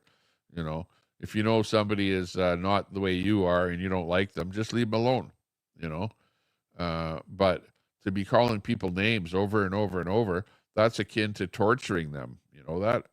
That's not good for anybody. Nobody is the same as you. Everybody is a little bit different, and if that's the way it is, okay. The left is getting canceled. Yeah, exactly. F the left. Yeah, exactly. Robert Sinclair. He was alt-right, like Nick Fuentes, farther right than Charlie. He wasn't a Republican or a Democrat. Well, I don't think that Charlie Kirk, if that's who you're talking about, was alt-right. He's a Christian, a right-wing Christian person. So his thoughts were Christian-based, which, of course, if you read the Bible, they're like not really pro LGBTQ, right? So that's where he was coming from, and you have to understand that. And if people don't like what you do in your bedroom, that's the way life is. Not everyone is going to like what you do in your bedroom. What you do in your bedroom, I don't really care. I don't really like to talk about it, and do what you want to do, right? And you know what? You can't stop people from doing what they want to do in their bedroom, right? You can't stop it. You can't. Now, if it's with underage children, well, of course, everyone should be against that. Everybody, whether you're on the right or the left, you got to keep children and not be teaching children about what you do in the bedroom before they're 18 years of age, right? That would be my thought on that. What they do after they're 18, that's up to them, right? But what we do is, hey, I'm not on here going to say what I do in my bedroom, and you shouldn't either. And I don't really care what you do in your bedroom, but don't be putting it in my face and making it as if it's something that I should be happy to find out about or be part of. If I'm not part of what you do, and if I don't go to a gay club, hey, that's my own decision. And I think that Charlie, obviously, everyone knew where Charlie was coming from, and that he wasn't pro the lifestyle, right? And everyone knew that. Everyone knows that. But what? Just because you're part of that lifestyle, are you going to take somebody out because he doesn't agree with your lifestyle? No, that's not what should be happening, right? Shouldn't do that. Thinking you're the next mass shooter. Bolts of barbecue. 3 liberal assassins appeared in court. Mangione, Truth Tyler Robertson. Yeah, you got the Luigi thing. Well, they tried to say that they tried to pin him down as being a terrorist, and that didn't fly. And it's really, really, really hard to get something in the court system to pin someone down as being a terrorist, a domestic terrorist, when they make an assassination like that. And they're not doing that with Robinson. With Rob, I don't know that he's been tried, or that terrorism has anything to do with what he did. But on the other hand, I think because he knowingly did it, and he did it for a reason, that they're going to go for a death penalty on him. Maybe it's because of Charlie Kirk being such a big figure on the Republican side. He helped to get Trump elected, and he might very well have been somebody that would have gone as being the next president of the United States. There's that possibility as well. Like he's a pretty big right winger, pretty big Republican supporter of the Republican Party, and they're definitely going for the death penalty. So shame on Robinson for doing that. A young guy like that, 22 years old or whatever he was, he just ruined his entire life, and he ruined a lot of other lives. And he did that in front of a child there too, right? Remember that. That's actually part of what he got. As part of the reason that he's going to be facing the death penalty. Not good at all. We're all sad to see this happening, but interesting to read the exchange between the two of them to understand where he was coming from, what was on his mind, and it didn't really say why he did it, but you know why he did it. Everyone knows why he did it. He didn't like the stuff that that Charlie was saying about the gay community, right? And the relationship that he had with his boyfriend who is transitioning. He didn't like that. There's also some stuff out there that I've read saying that he was part of some kind of a group of people that were into the transvestite community, and they all had knowledge of this happening. Okay. We got Rod in there, coming in there from Drayton Valley. Good to see you. I've been to Drayton Valley many times. Nice to see you. True Albertan, going for Alberta independence, I would imagine, by that avatar. Yeah, we're located in Old Strathcona here in Edmonton, is where we're streaming from here today. And here's a look outside my window where I've got a nice day, a beautiful day. You probably have the same beautiful windy day. It is windy. Let's see what we have for, if I can look at my forecast here, going up to 27 degrees today in Edmonton. Sunny day, a little bit windy. And let's see, tonight going down to 13 degrees at nighttime. So it's still going to be fairly warm at nighttime, but 27 is a good hot temperature. I'd say that this is, what do we call it here in Alberta? We call it an Indian summer. We're going through an Indian summer here where it is really, really hot into the month of September, where 27 degrees in September is exceptionally hot. Usually you have those kind of temperatures and up to 30 degrees in August. We have our hot August evenings and stuff like that. Well, this is hot September evenings here as well. So yeah, it's a beautiful day here where I am, and I hope it's the same out there in Drayton Valley, beautiful Drayton Valley, which is part of the oil industry. When oil is popping up and the drilling rigs are functioning and lots of oil activities, lots of oil service companies and stuff like that in Drayton Valley. And Drayton Valley lives and dies by the price of oil, you know.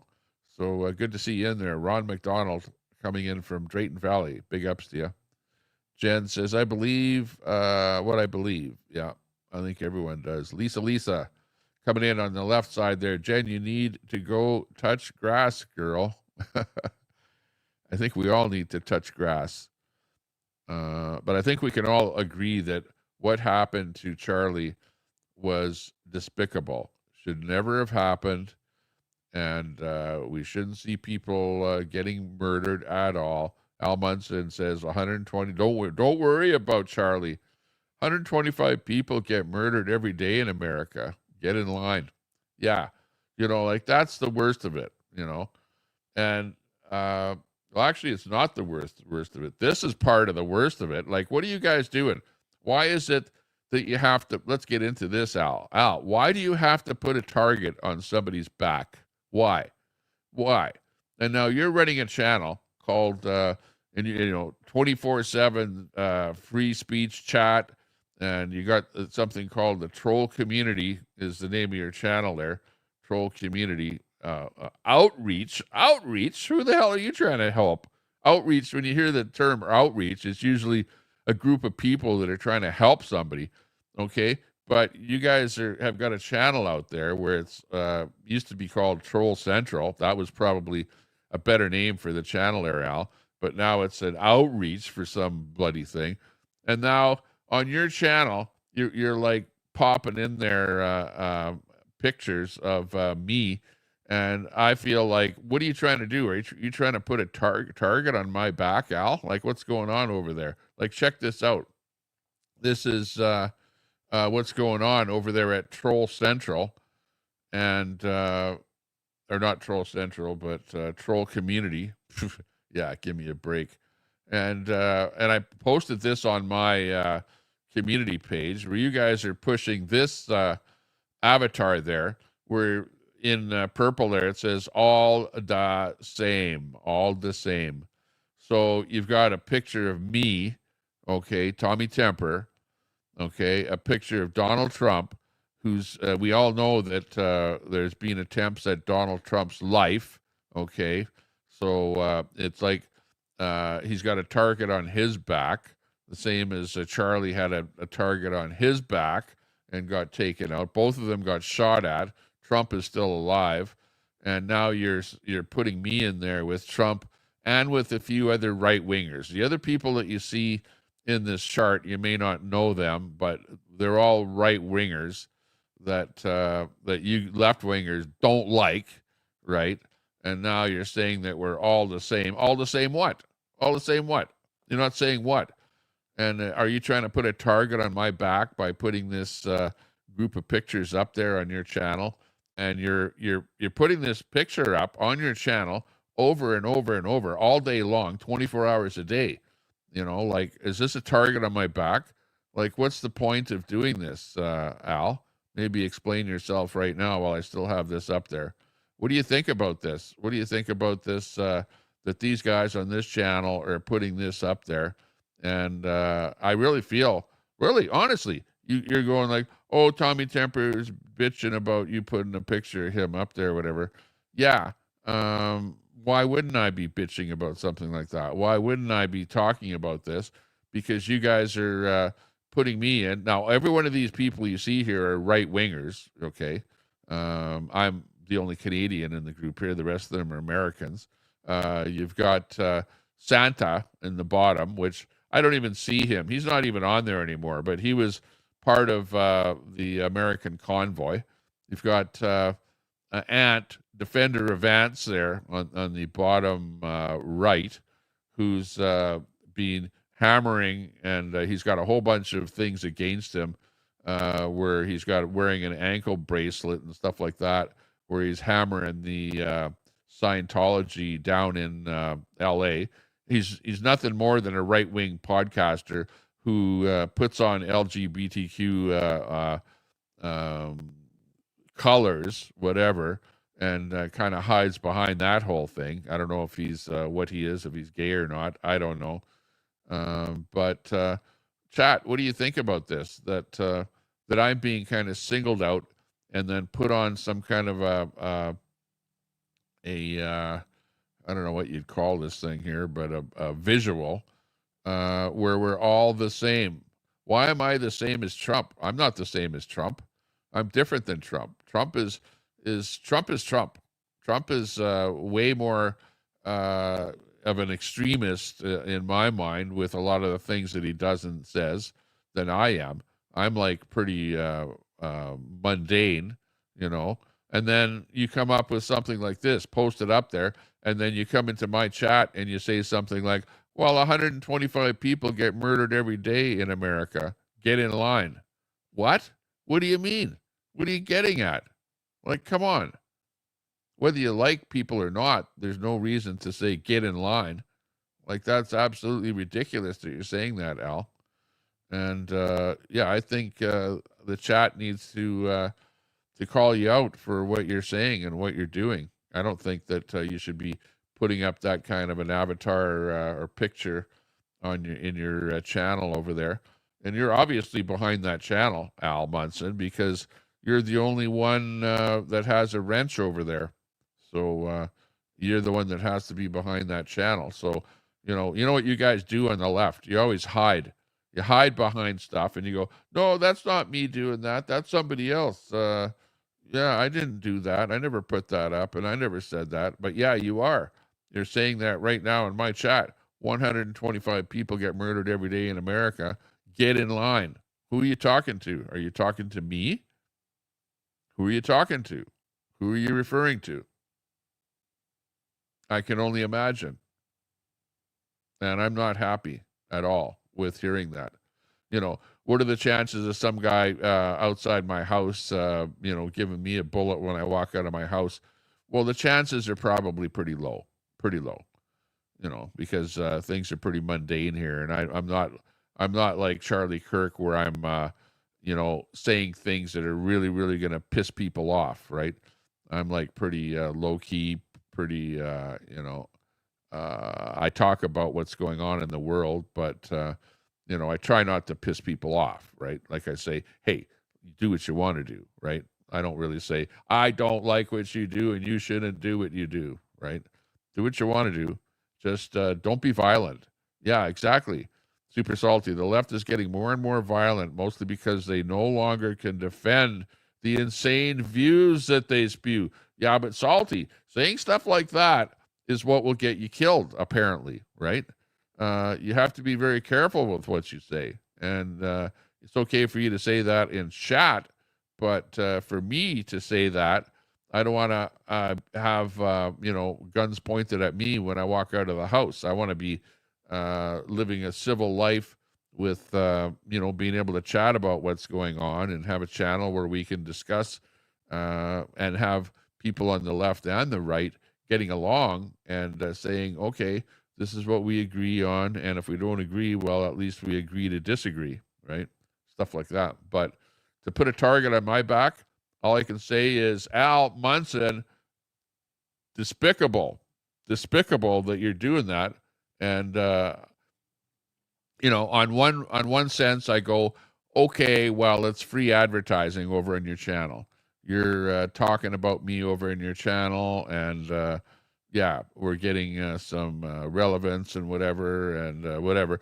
But it's not. It doesn't look good. It doesn't look good on you. It doesn't look good on me, and it's bullshit. It's bullshit that you're doing it, and yeah, I'm not going to get in line. I'm not going to get in line, Al. And for you saying stuff like that, the FBI should come over to your house, Al, and check you out a little bit there and find out what the hell you're doing. 125 people get murdered every day in America. Get in line. What do you mean get in line? Who should get in line? Who are you talking to? Are you talking to me? If you're in my chat saying that, you're probably talking to me. And if you're talking to me, that's a real sad state of affairs that you're actually thinking something like that. You should be thinking something more like, wow, it's sad that 125 people get murdered every day in America, and it shouldn't happen. And the people with the guns should put them away and shouldn't be killing people, right? That's what you should be saying. Like, really, it's terrible. And I'm sad that you're saying that and that have gotten to that level. Like I said, you should be investigated by the FBI at this point for saying stuff like that online. Okay, people should know better.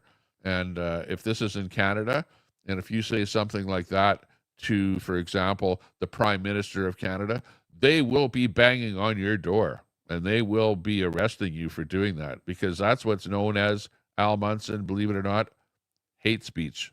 Okay, that is hate speech right there. Shame on you, Al. Shame on you.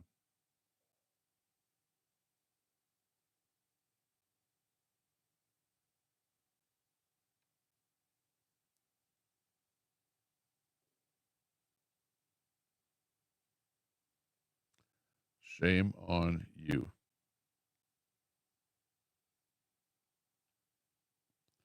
Okay, moving right along to the next one. Let's see what's going on here in the world where we have guys like this.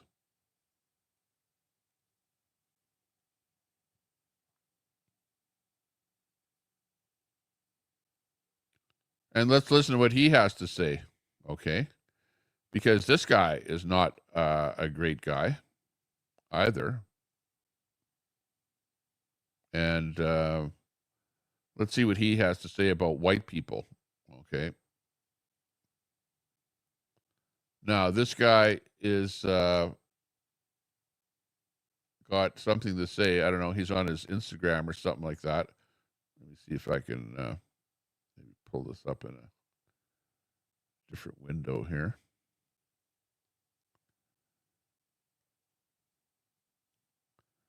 Nah, that was probably good enough.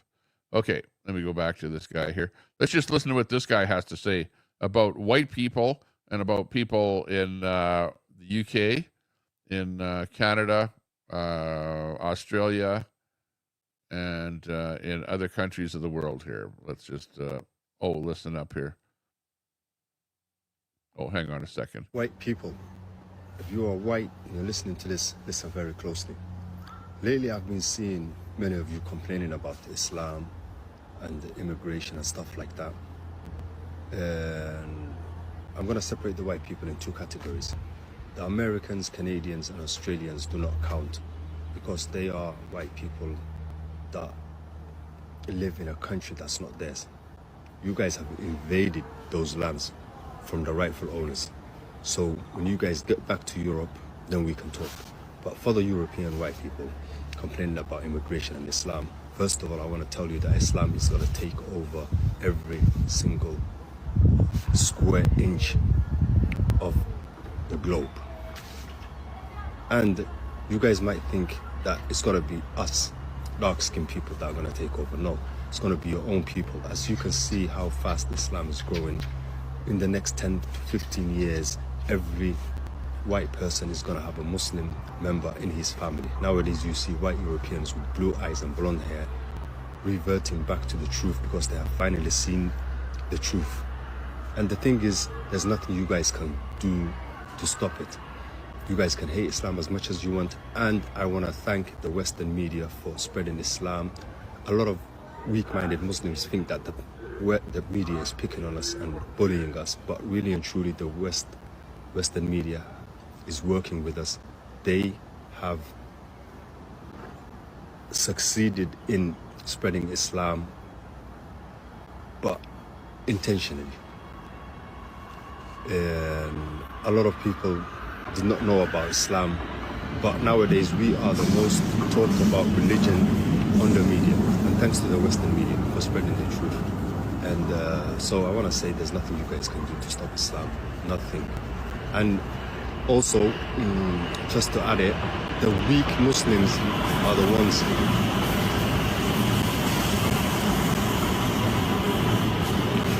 just to add it, sorry about the noise, just to add, it's the weak Muslims that always talk about Islam being a religion of peace. Islam is Yeah. Do you hear what he's saying there? And how many times have you heard that? Islam is a religion of peace. Okay. And, I've got nothing against anybody in the world, and hey, there's lots of good Muslim people. And, I don't want to bash the Muslim religion, but there are, and would you call this guy an extremist, a Muslim extremist? I think maybe I might. There are probably Muslim people that just want to, that have come to your country, my country, and they live in countries all around the world, and they live in peace, right? And they say Islam is the religion of peace, but is the Muslim religion really the religion of peace? This guy here is actually telling us that it is not. It's not. So who do we believe? Who are we to believe? And does it seem like what they're doing is trying to take over the whole world? And that's what he's getting at here. And it's actually quite fearful, and if you're sitting there on the left going, yeah, more immigration, more this, more that, more everything, just bring everyone in. And, at the end of the day, what if they all think like this guy? Deep down, inside, what if every Muslim thinks like this guy? Right? I don't know. I just saw this, on the internet. I saw this, and I thought, wow, this is kind of interesting on how some Islamists actually think. It's not a religion of peace. It does not mean peace. It means to submit to Allah, and it is a religion of justice. Put that in your head. It's the weak so-called Muslims, the cowards of this ummah, that claim that Muslims are religion of peace. I want to clarify that as well. Islam is a religion of justice. We can be peaceful, But when it comes to it, we know how to defend our land, our religion, and our honor. So there you go. Is that what the Muslim religion is all about? Is it? Is that what we're to expect in the future?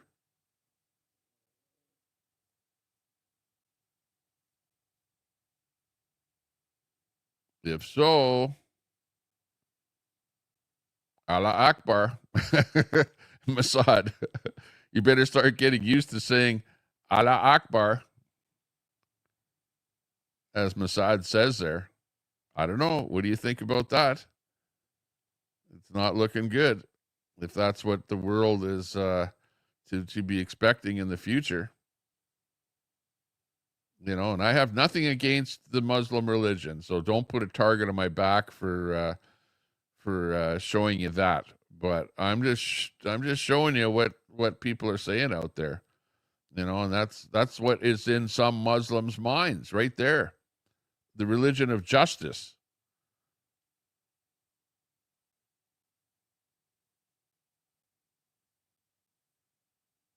Not the religion of peace. Is that what it's all about? Sad state of affairs, people. Sad state of affairs. Let's see. White people, if you are white and you're listening to this, listen very closely. Lately, I've been seeing many of you complaining about Islam and the immigration and stuff like that. And I'm going to separate the white people in two categories. The Americans, Canadians, and Australians do not count because they are white people that live in a country that's not theirs. Yeah. Okay, we don't count. You Americans don't count, okay, because that wasn't your country. You're a colonizer, right?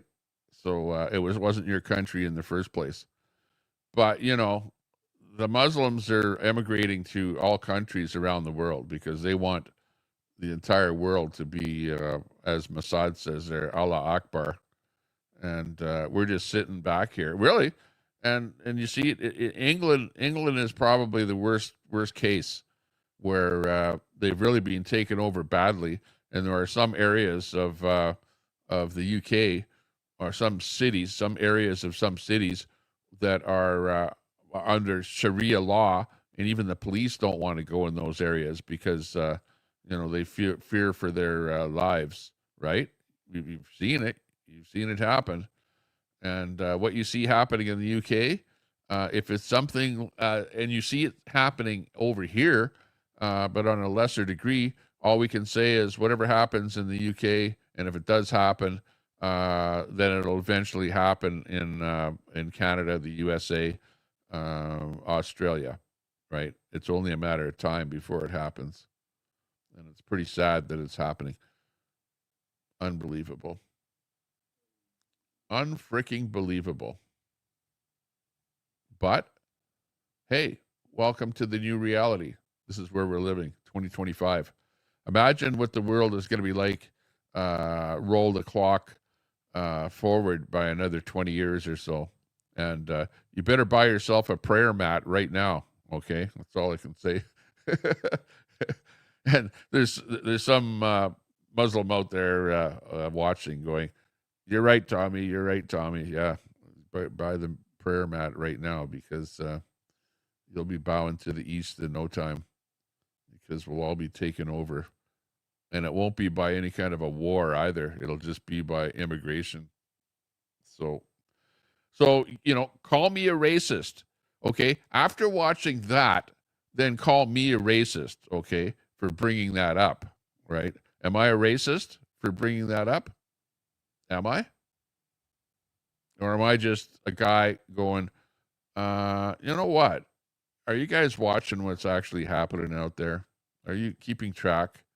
Are you, or are you just having the wool pulled over your eyes by the government where the government is going, don't worry. We need more immigration. We need more liberal voters. We don't give a shit who they are. We just need more liberal voters. Elbows up. Elbows up, everyone. Elbows up. Elbows up. Wrong one. Do you suffer from a lack of a father figure? Yeah, exactly. Where's Trump? We need Trump. Trump, where are you? It's called fake news. Fake news. You are fake news. It's all fake news. Fake news. It's phony stuff. It didn't happen. It's all fake news. Well, butterflies are free. No, you're wrong. You're absolutely wrong. I don't want a white world. I never said that. I didn't ever said that, and I don't think that. Canada is a multicultural country, okay? We have people from all over the world living in Canada. I live in Canada, okay? I don't live in the UK. You might say that if I was living in the UK and Scotland, for example. I want everyone to be Scottish, white-skinned, and nobody else. You know what I mean? I live in Canada. Canada is a multicultural country. It's not a country of just white people, okay? But when you have guys like that saying what he said, is that what you want? Butterflies are free? Or do you want guys like him? Because what he's talking about is taking over the world, okay? He said there's going to be a Muslim person in every household. So if you're a white guy, yeah, well, too bad, because there's going to be somebody that's a Muslim that's going to be part of your family, and you'll eventually become a Muslim, right? Which I don't agree with. That's a religion, okay? It's a religious takeover and it doesn't matter what color his skin is. He's the racist. He's the one talking about skin color, not me, okay? So he's being very racist and saying that you white people, just watch out because we're coming to get you. Okay. And I don't like that. That's what I'm pointing out. So if you are interpreting that as me thinking that every country should be white, well, you're absolutely wrong, right? But Scotty, you're right with what you're saying. I believe that that Canada should not be a multicultural country, but we should be not a mosaic, right? Which is multiculturalism. We should be a melting pot. In other words, regardless of what color you are or what your background is or where you're from, you should melt into becoming a Canadian, okay? And forget about your hyphenated, like Ukrainian Canadian. You know what I mean? No. When you come to Canada, you become a Canadian. And, you can celebrate your Ukrainian heritage. We don't mind that at all. But you should become a Canadian, not a Ukrainian Canadian, not a hyphenated Canadian. And the same thing in the States. You hear the term Afro-American. You know what I mean? No, you're American, or Mexican American. I don't know what the term would be. But you know what I mean? You shouldn't be a hyphenated American. You should get into the melting pot and just, if you come to a country, become what that country is and not bring everything that you came with you and then try and convert me into something that I'm not. What that guy is talking about is converting me into becoming a Muslim, and you, butterflies are free, to becoming a Muslim and you being part of Sharia law. And hey, when that happens, butterflies are free, you better get ready to start wearing a burqa and stuff like that, and having the men tell you exactly what to do, because look into how they treat women, okay? And is that how you want to be treated? Is that what you want in your life? Is that going to be good for you? Butterflies are free.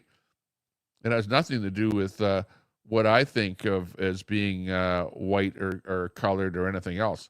I don't want to be a racist person. I'm not a racist person. I don't want to be portrayed as being white only, right? And I'm not. I'm like, my mother told me when I was young, son, I don't care whether you marry an indigenous woman or a black woman or a brown woman or a white woman. I don't care. Whatever you think is good for you, just do what you want. But don't let me try and persuade you into doing anything, right? That was my upbringing. Butterflies are free. That's what my mother told me, and that's what is still in my mind to this day. And I had girlfriends that were of different nationalities over the years. Okay, now things didn't work out, and I ended up with who I ended up with, right? But that's not to say that I'm against. When I see a white girl walking down the street with a black guy, and they have that kind of relationship, I don't think that there's anything wrong with that. I go, well, that's just the way it is. And these days you see white men with Filipino women, especially you see that where you got a guy here, never did have a white girlfriend or whatever, and now he's got a Filipino wife with children, right? And you see that a lot up here in Canada, where you see mixed marriages. And that's just become the norm. In the old days, you never saw that. Canada was predominantly Caucasian people and Native people, right? But now things have changed to where Canada is multicultural. Like you say, Scotty, multiculturalism has failed in Canada. Different colors can live together. Some countries can't and never will. Yeah, go and travel to other countries and you will see where they are absolutely not multicultural. No way. No hope in hell. They are predominantly who they are, and other people don't immigrate to those countries, and they're not treated very fairly in those countries. Okay, but anyways, that was that bit with that guy. I saw that today on X, and I thought that was an interesting thought that he had. Okay, let's get back to Trump and Donald Trump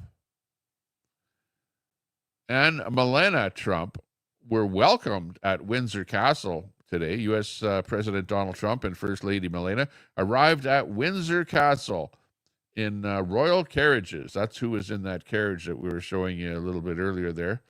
And let's take a look at this story here, which is exactly of that.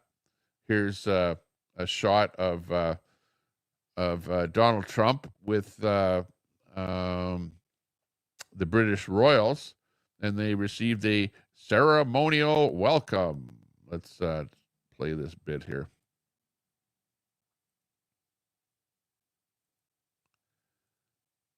Why isn't it playing for me here? Come on. Let's go. It doesn't like me. Wow. What's going on here? Where is my mouse?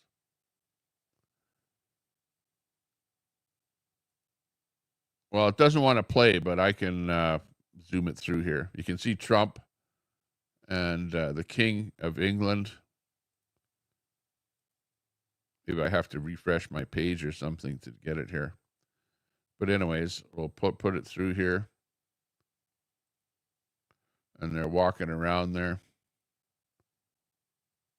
doing their thing.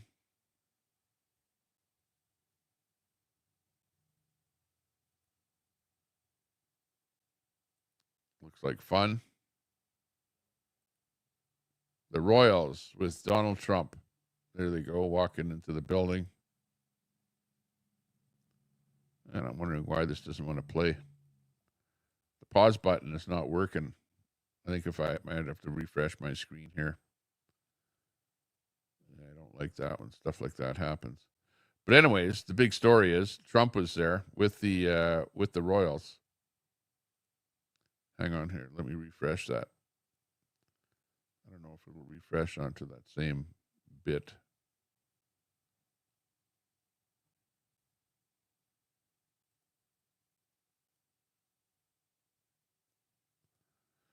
Anyhow, that's the latest with Trump. Oh, here we go. This is it here.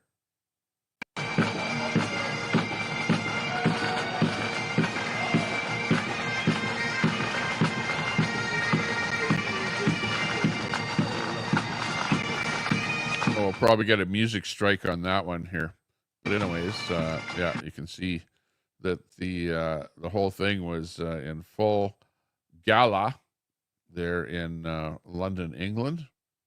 and I think that's Milena, and the king's wife walking right behind them there.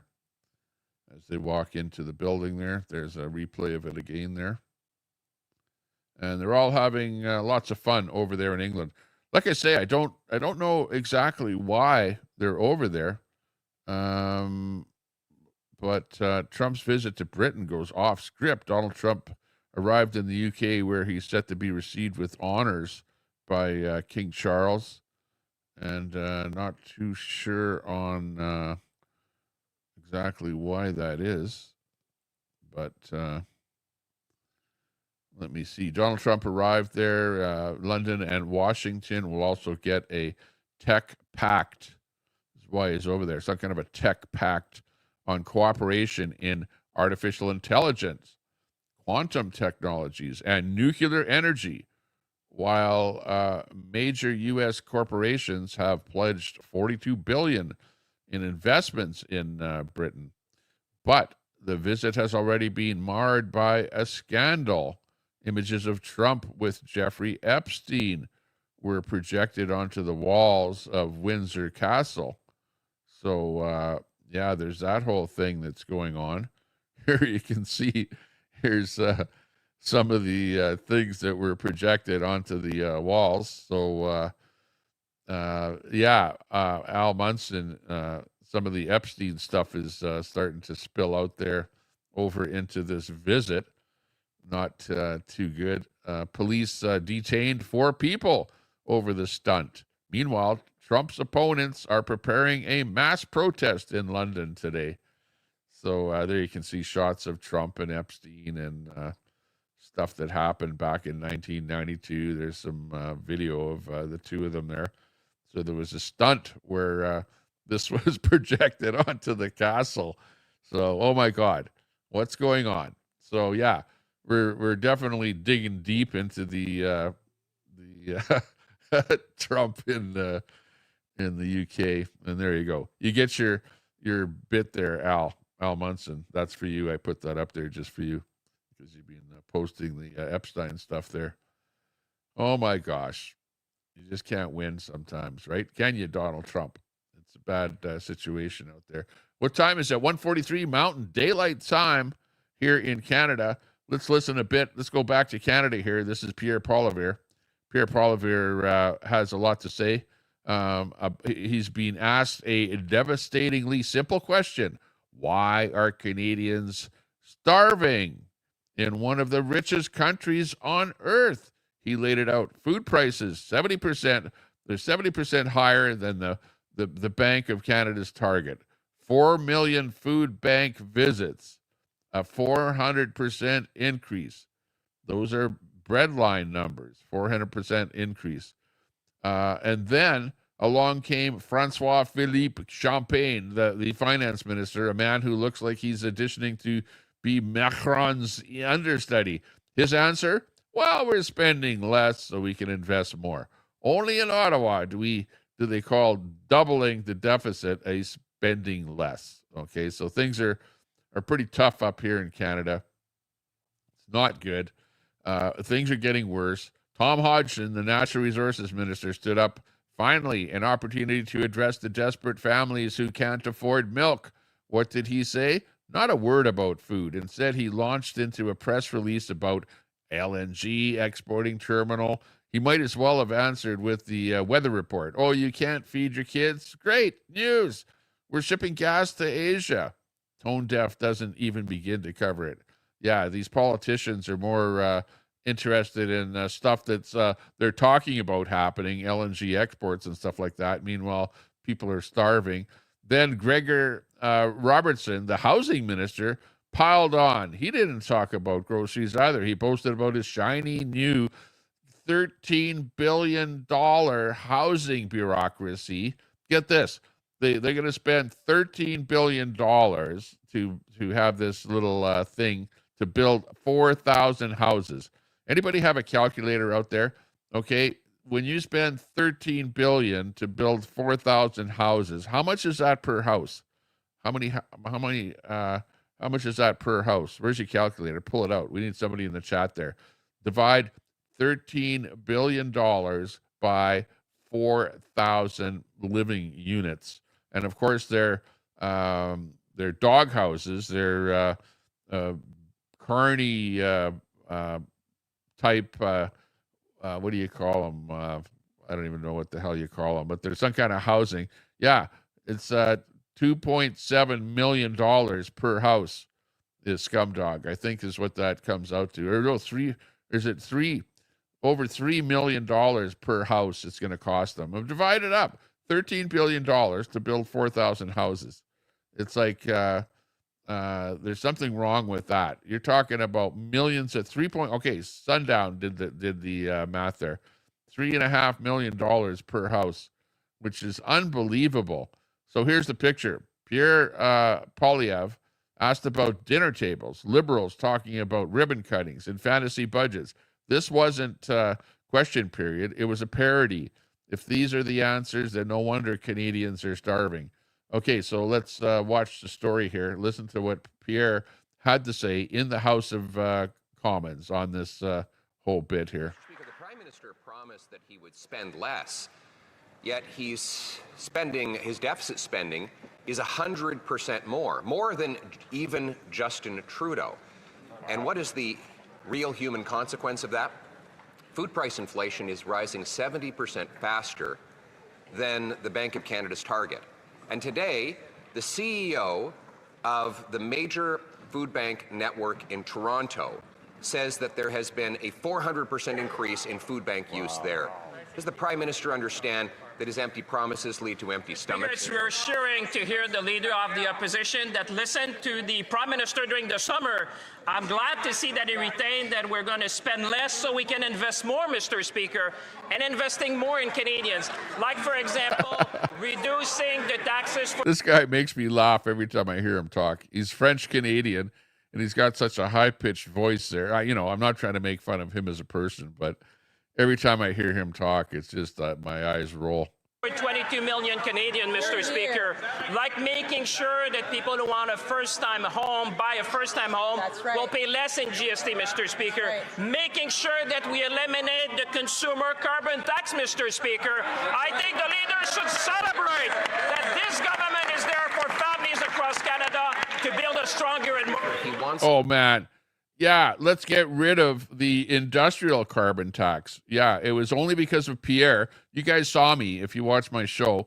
Where's my signs? They're somewhere around here that say axe the tax. It was Pierre here that came up with the axe the tax, axe the consumer tax. It was the Conservatives pushing the Liberals who came up with the carbon tax, the both consumer carbon tax and the industrial carbon tax. And now... Pierre wants to get rid of the industrial carbon tax, all carbon taxes. The carbon tax is all bullshit.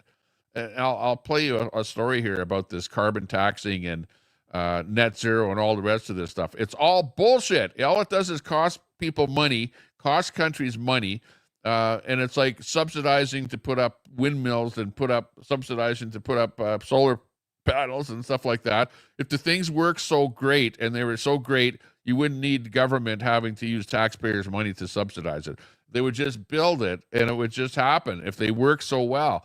But they don't. And all that stuff is crashing now, all the countries that have gotten involved with that. Us to celebrate his failures, including failures that are leading to real human suffering. Let me quote the CEO of Daily Bread Food Bank, Neil Hetherington. So giving you some context, previously before the pandemic, we were at 600,000 for the year visits to the food bank. And so it took 38 years to get 1 million visits per year, and then only 1 year to get 2 million visits, another year to get 3 million. Now we are at 4 million visits. Food bank lineups are growing and growing at an accelerating rate under this Prime Minister. Does he realize the very real human consequences of his broken Liberal promises? I'm here to announce some good news. Last night, Canada and British Columbia approved the new Silicem LNG export terminal in northern British Columbia. It's with the Niska Nation. It will be the second largest private sector investment in the history of this country. The second largest in the history of this country. It will employ thousands of Canadians. We would love the Conservatives to help us build Canada. Speaker, the question was not about re-announcing a previously approved project. It was about the cost of food. And frankly, it is insulting. We have asked... Yeah, Jim, the price of copper is going up because Trump put all those tariffs on it. So now there's a shortage of supply of copper in the United States, so therefore the price is going up. It's the tariffs that cause that. 10 questions about the cost of food in the last 2 days, and not a single Liberal minister will get up and answer it. Maybe that's because the inflation rate on food is 70% above the target. Maybe it's because there are now 4 times as many visits to Toronto food banks as there were 3.5 years ago. Maybe it's because they broke their promise to stabilize food prices. Maybe it's because the Prime Minister promised that he could be judged on the price of food. Speaking of which, what's the verdict? I know we're all in this House concerned about the price of food, and we're also concerned about our farmers. The #1 cost of living in Canada is related to housing, Mr. Speaker, and as I mentioned yesterday, people are concerned about housing prices. This government is taking action to make housing more affordable. With Build Canada... And Dean, I went in there in the Jesperson show, and I said that I was never a convoy organizer. The organizers ended up in jail. So, to call me a convoy organizer is wrong. But I actually went in Jesperson's show and told him that I was in the convoy. I was in the part of the convoy to Ottawa. I went to Ottawa. I was, part of that whole thing. I felt that the mandates were unjust. And my reason to go to Ottawa was to talk to Trudeau. The convoy was there to talk to Trudeau. They wanted to have discussions with Trudeau. And Trudeau simply said, oh, well, you guys are a bunch of terrorists and I don't want to talk to you, labeled us as terrorists, and then says, I don't talk to terrorists. So shame on Trudeau for that whole thing. Trudeau screwed up. And the whole thing, is part and parcel of why Trudeau ended up being, so low in the, and really having to leave, right? It was that was part and parcel of it. Of course, the convoy went sideways, but that's not my fault. I told people in the convoy, don't do anything illegal. Don't do anything illegal. I said that over and over and over throughout the whole thing. So don't pin me as being some kind of an organizer. I did not organize anything. And was I there? Yeah, I will fully. I'm proud of being part of the convoy. I'm proud that I went to Ottawa, and it's not a bad thing. It's only bad in your mind. If you're a lefty in Canada, you don't think the convoy was a good thing. If you're a right winger, a conservative in Canada, you go gung ho. Good for you. Glad you did it, and it's part of history in Canada. And, that happened in 2022. This is 2025, 2026 it's going to be. And you guys are still talking about it. So did it work? Yeah. Was it successful? Well, I don't know if it's successful, but, the mandates aren't here anymore. And will the government impose mandates like that again? Maybe they'll think twice about that. How about that? There you go. Homes with tax cuts, with the first-time home buyers tax cuts, we're making a difference for people in their pocketbooks. Mr. Speaker, the question was about food prices. Right. Yeah. And he stood up to announce that he's going to be feeding some of his friends who are going to populate this latest $13 billion bureaucracy, a bureaucracy that will build no homes and that will only reward liberal insiders who, like him, have a record of actually doubling housing costs. Right. But back to food, the stuff that needs to go on people's dinner table. We have a record number of people at food banks after the Prime Minister promised to make food more affordable. Doesn't he realize that his promises have real cost for Canadians? That's right. So with housing, is this $3 billion that they're going to spend on? And really, where are they going to get this money from? The government, Carney's government, has pledged to spend billions and billions and billions and billions and billions and billions of dollars on all kind of different projects, everything from the military to housing to you name it. I wish I had the exact number. How many billions of dollars has Carney pledged in the last 6 months on different projects? And where the hell is he going to get that money from? You know, he's going to have to borrow it, you know, borrow it from other countries, borrow it by whatever. It'll all have to be borrowed money. And you know who's going to have to pay back that money? The people in the future. Not us, not right now. No. We're going to reap the benefits of him spending that money, if there are any benefits. There's going to be building dog houses and stuff like that, whatever, for people to live in, like apartment buildings that are modular housing, right? It'll be modular housing that he's going to be building. And who owns the company that builds the modular housing? Carney. It's called Brookfield. Come on. addquote. He's all involved with all that stuff. And if you guys haven't seen the chart is out there. The chart is called the LMA map. Oh, no, it's not that map. Hang on. No, it's moosechart.ca. Go over to the website called moosechart.ca. Moosechart.ca. Or moosechart.com. Moosechart.com would be another place where you can see it. And if you want to see all of the different things that Carney is involved in, it pretty much says it all over there. Now, he's getting overwhelmed with too many people trying to hit that, so you may or may not be able to actually see that. But anyways, moosechart.com, check it out.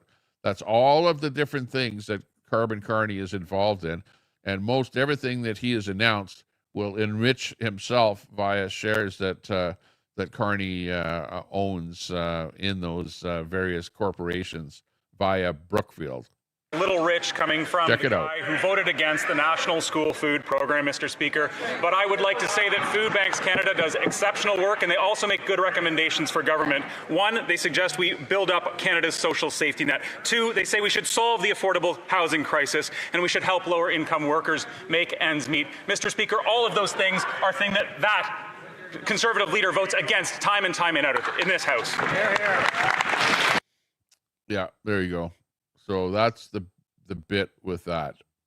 Okay. Mr. Speaker, the Prime Minister promised that he would spend less. Shh. I want to play it again. Okay, so that's what's going on with that story. Let's see what else here. Dum dum dum dum dum dum. Oh, somebody's trying to phone me here. Oh, it's a Dodge dealership, so no doubt they're trying to get me to bring my vehicle in for some kind of a oil change or something like that. We've got this story here, though. A Canada Proud reports an article by Mark Carney has resurfaced wherein he called on the government to take every step within the law to identify and thoroughly punish Freedom Convoy protesters, including following the money.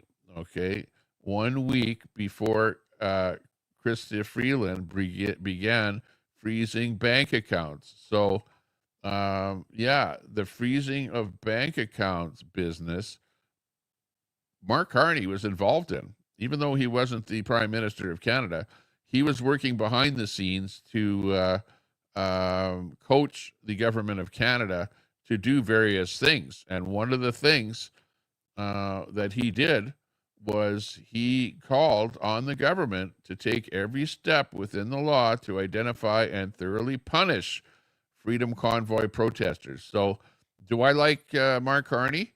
No, because the Freedom Convoy was simply going to Ottawa to talk to Trudeau.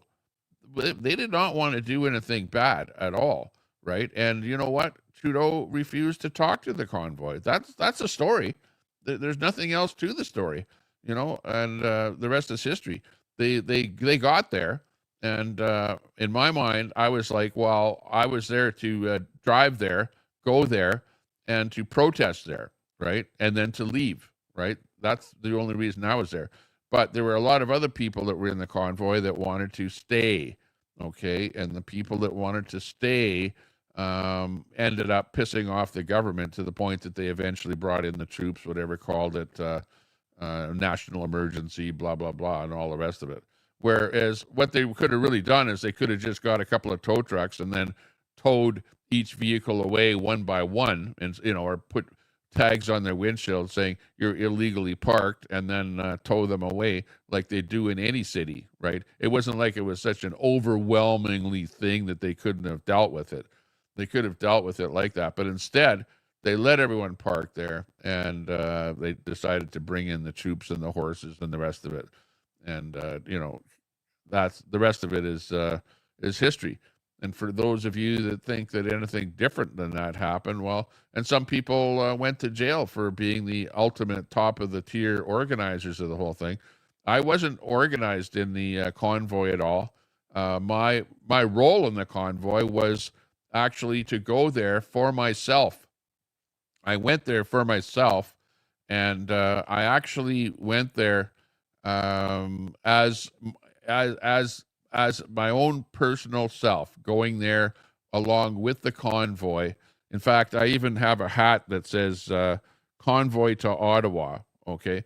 So I wasn't really part of the Freedom Convoy, okay? But I was with the Convoy to Ottawa, which was like a completely separate thing, but it was the convoy. It was part of the convoy, right? We all went together, right? But my own branding was Convoy to Ottawa, and I went there with them, and I had a lot of fun. It was great fun, great camaraderie.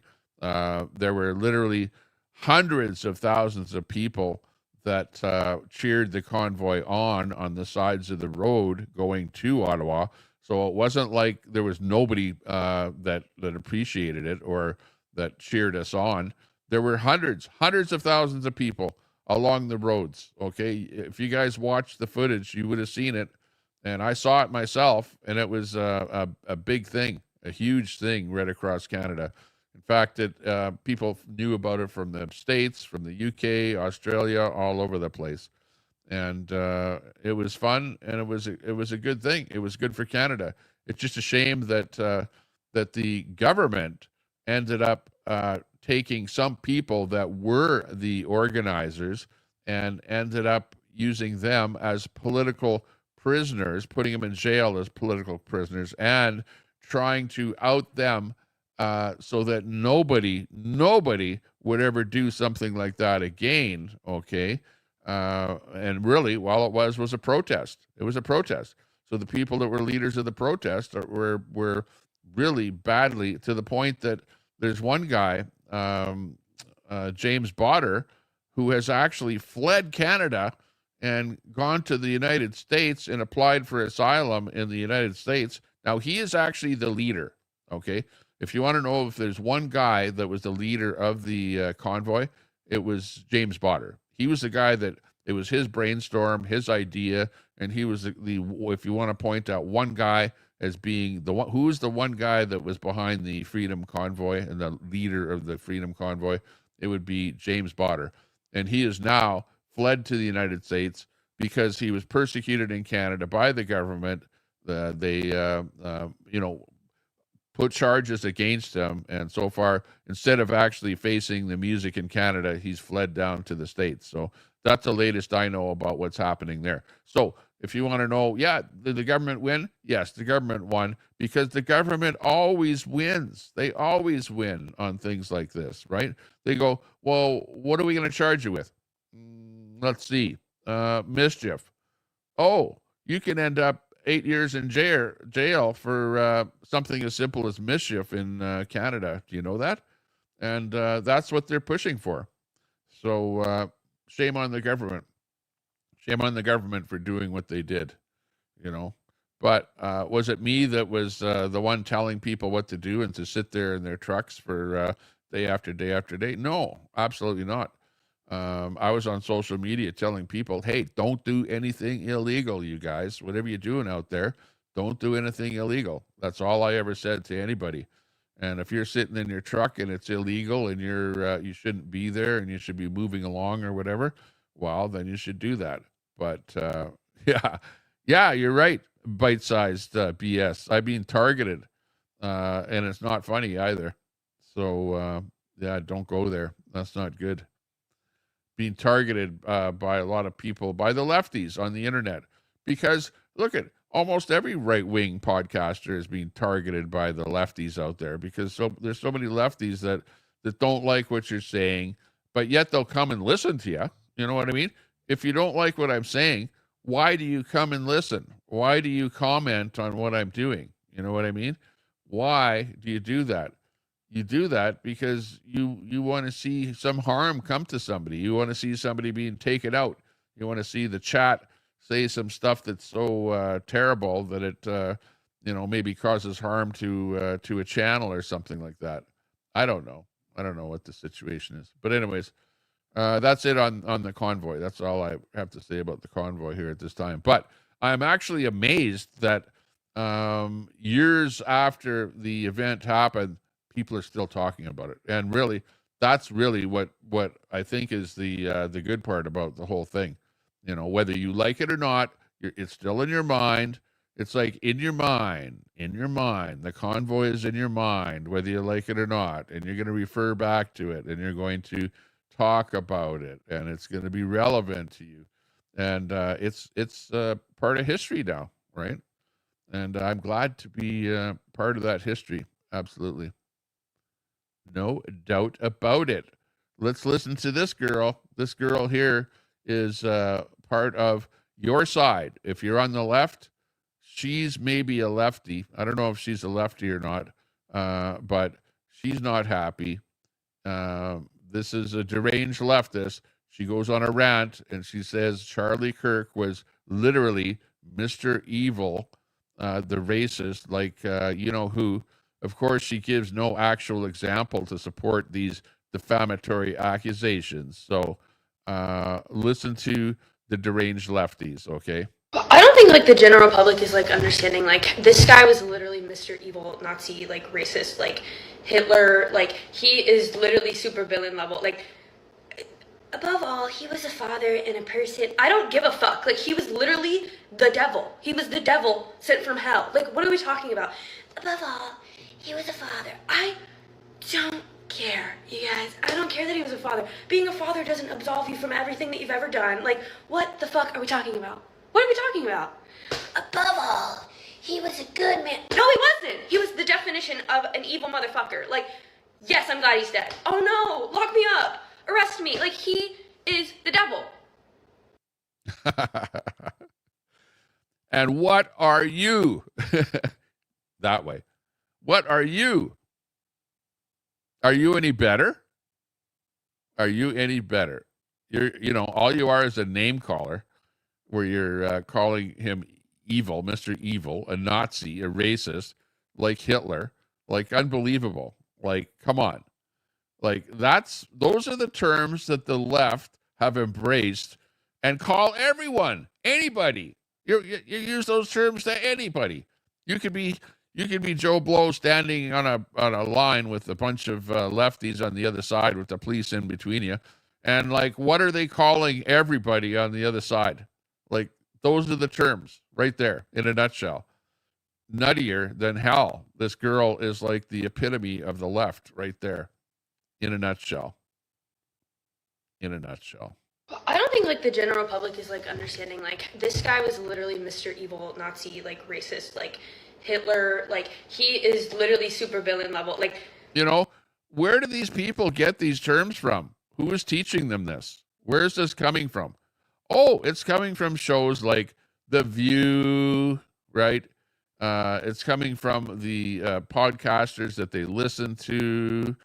Won't say names, but there's a ton of different podcasters out there that use that terminology all the time. If you go to any protests where the left are involved, where the Antifa types and all of them are out there, they're all talking just like her. It's like, you can't make this stuff up. And it doesn't matter who you are. They're going to use that terminology against anybody and everybody. You're all the same. You're either in her mindset, or else you're like some kind of a racist Nazi. Above all, he was a father and a person. I don't give a fuck. Like, he was literally the devil. He was the devil sent from hell. Like, what are we talking about? Above all, he was a father. I don't care, you guys. I don't care that he was a father. Being a father doesn't absolve you from everything that you've ever done. Like, what the fuck are we talking about? What are we talking about? Above all, he was a good man. No, he wasn't. He was the definition of an evil motherfucker. Like, yes, I'm glad he's dead. Oh no, lock me up. Arrest me. Like, he is the devil. I'm glad he's dead. This is insane. I don't think... Yeah. This is insane. She said it, not me. But you're insane. You're crazy. Like, wow. One day she'll find a guy and they'll get married. And there's the new society right there. This is the society. This is what we're living in here right now. It's crazy. It's absolutely crazy. Yeah. Mainstream media, those late night talk shows. I don't know. Maybe that's where she gets her information from. The late night talk shows. She doesn't speak for everyone. It says butterflies are free. But a lot of people do think like her. A lot of people talk like her. And we've seen it. You know, I see guys that do these shows where they go, wow, look at all these people that are saying such negative things about Charlie Kirk's death. And that is just the way it is out there. There are lots of people like her that think like her. And really, they don't care. All they know is that if you're a right winger and you don't agree with what she has to say, well, then you're just a Nazi, whatever.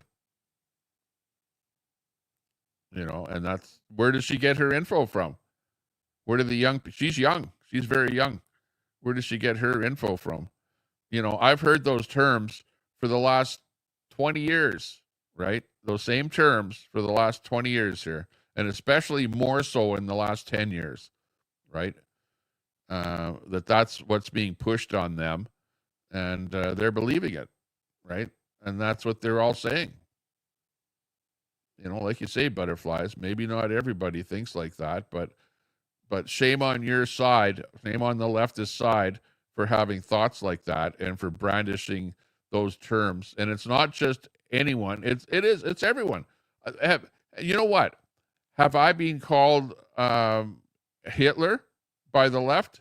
Yes. Have I been called a Nazi by the left? Yes. You know, have I been called evil? Yes.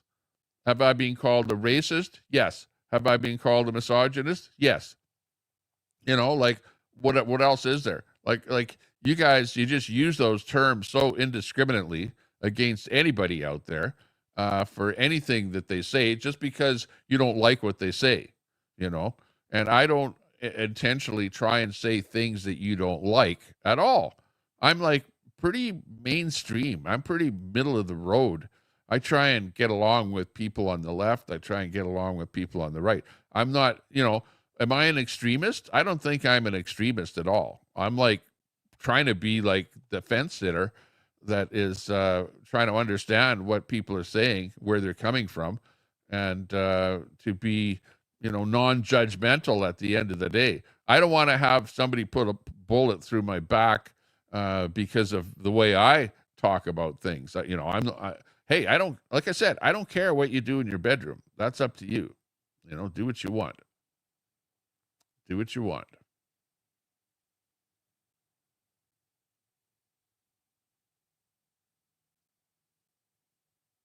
Do what you want. Here's where we're not doing that great in Canada. Because check this out. This is like the difference between Canada and the United States. Hopefully you can see this. Yeah. We're not doing great at all. Up on top is the United States, and at the bottom is Canada. And let's see. You can't see my mouse here on this one. But 2010. If you see that band in the middle, that's 2010. Okay, and then you have 20. The next band that you see to the right is 2020, and then the very end of the graph is 2025. And you can see how the American economy has been going up. This is called the industrial implosion, because this is industrial things that are happening in the United States and Canada, and a comparison between Canada and the United States. And you can see we were actually, behind the United States for a long time. We caught up to them.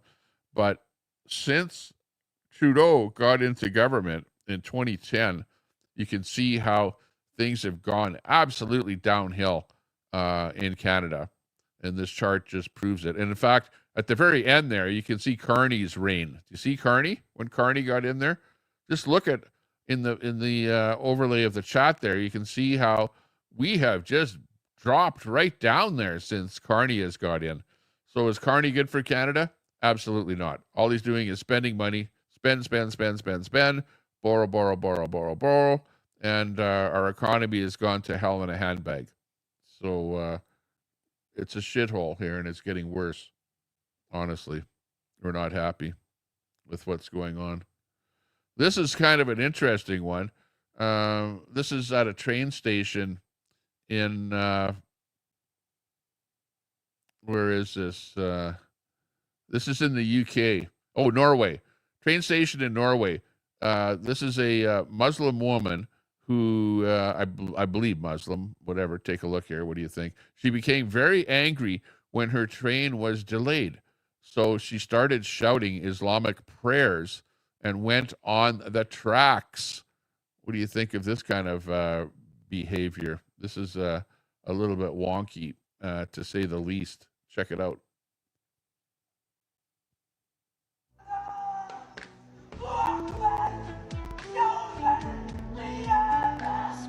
Not going to play the music here, but just watch her. She's shouting Islamic prayers. She missed her train. So what does she do? Goes out there and what the hell is the matter with people? What is the matter with people? She goes out to say some prayers or something there and shout to Allah in the middle of the railway tracks there because she missed her train. Okay, well, you can be upset, all right, but what are you doing? Why would a person do that? Is the person wanting to take their own life or something by doing that? Why would you walk in the middle of the railway tracks and start doing that? That just makes no sense at all. How do you even fix this kind of behavior? It's like akin to the loony bin. I don't know.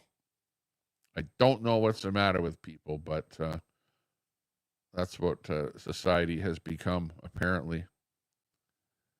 We'll see.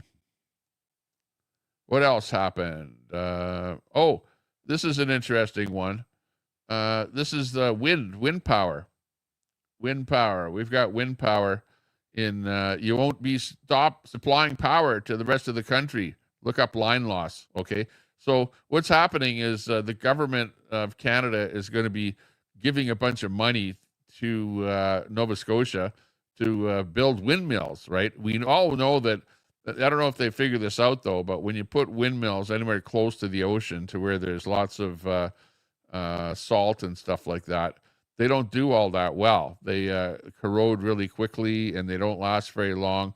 But there's something called, and they're calling it wind west. Now, if you know, Nova Scotia is on the east seaboard of Canada, and they're making something called wind west, right? And they're going to generate a whole bunch of electricity, and they're going to send it out west, okay?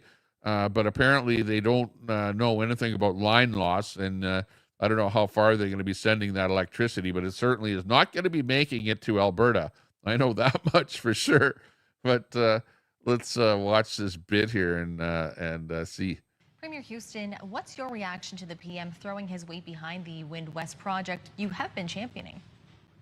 I'm incredibly excited. This is a huge day for Nova Scotia, a huge day for Atlantic Canada, but really for Canada as well. I mean, the projects across the country, the focus on making Canada an energy superpower and building Canada strong. These are really important things. So I'm really grateful for the Prime Minister's Whose money are you leadership using? on that. And I'm really grateful that Ottawa and Minister Hudson and Prime Minister, they recognize that Nova Scotia can contribute to the goal of making Canada an energy superpower with our wind project. The offshore wind potential we have is so incredible. They've recognized that. I recognize that. Yeah. And what this really means in the fullness of time is clean, green energy, significant amounts of it that will attract billions of dollars, tens of billions of dollars of investment to Nova Scotia, to Atlantic Canada. Yeah, but you better have some government subsidies for that money, because otherwise there won't be a whole bunch of private money going into that. Canada to build out the transmission, tens more $billion to build the generation, thousands of jobs over for generations. This is a big day for our province, and I'm grateful to Ottawa, but I'm really excited for Nova Scotia. Wow. Yeah, because Carney is going to give billions of dollars to subsidize the whole thing. And yeah, it'll be great for Nova Scotia, but watch it fail quickly. Where do a bit of research, maybe do some research on wind power and green energy in Germany, okay? Because they attempted to do the net zero thing and attempted to go there with all of the solar panels and windmills and stuff like that. It didn't work out very well for them, let me tell you. Here, let's find out about wind power, energy, solar panels, and stuff like that. CO2 is not the enemy. This guy here has it's the a bit to lifeblood say of about this that. planet. Plants need CO2 to grow. Trees need CO2 to breathe. Your food exists only because of CO2. Without it, life dies. Second of all, the Earth runs on cycles. Long before cars, planes, or factories, the Earth heated up and it cooled down on its own. When dinosaurs roamed the Earth, it was much hotter, greener, more lush than today. And yes, it was much hotter, like I said. Then came the ice ages.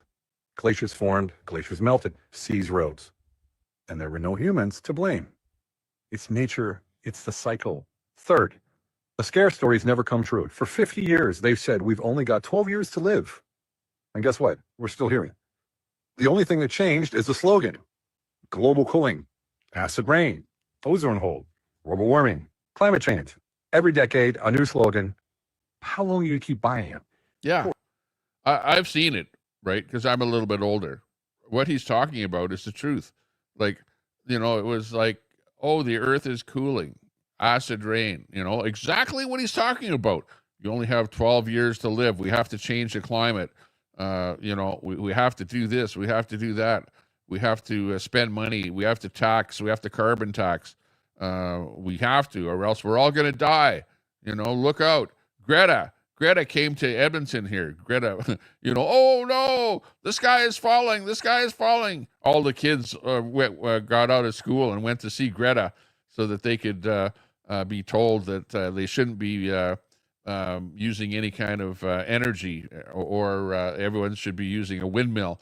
Don't use oil. Oh no! But yet everything that you're using, all their cell phones are made with oil and stuff like that. It's crazy. It's crazy.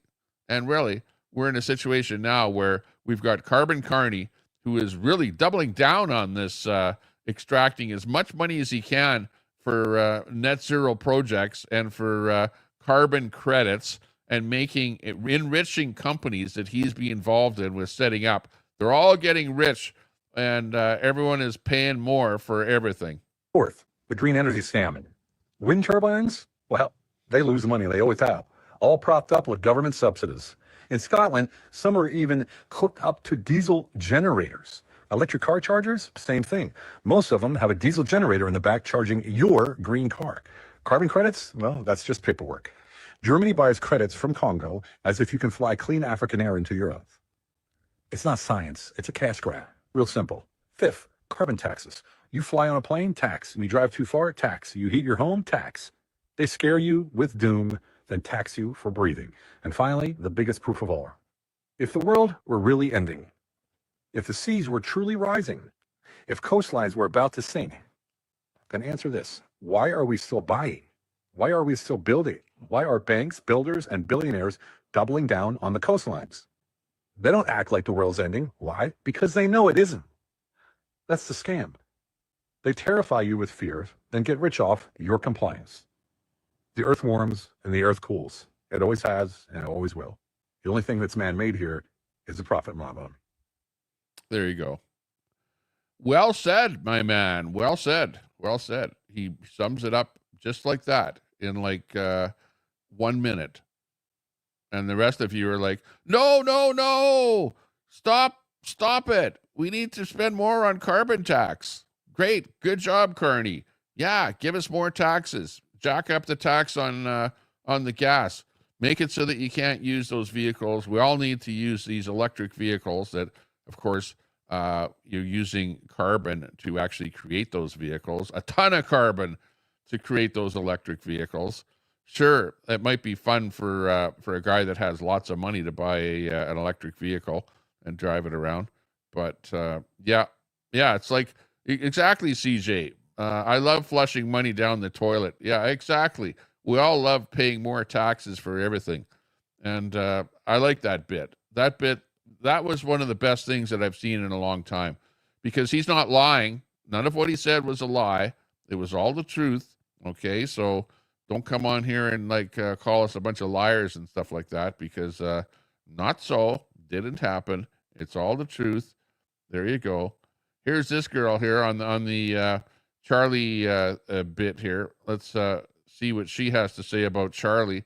Not good. Fatima Payman mocking the death of Charlie Kirk isn't just vile, it's revealing. When the mask slips, this is what the left shows us. No compassion, no decency, only contempt, and yet they lecture the rest of us about unity and respect. Remember this moment the next time anyone from the left starts lecturing from atop their moral high horse. There you go. Thank you, Fatima, for exposing what you share your radical leftist ideology really believe. Let's listen to this bit here, okay? Here's Fatima. Can't make this shit up. Yeah, Charlie Kirk got shot and he's RIP. Whatever you want RIP to stand for. Some people will say it's not peace, so fill in the blanks, people. Fill in the blanks. Yeah. Fill in the blanks. RIP, and P doesn't stand for peace, is what she says. Not a fan of Charlie's, that's for sure. Here's Charlie. Charlie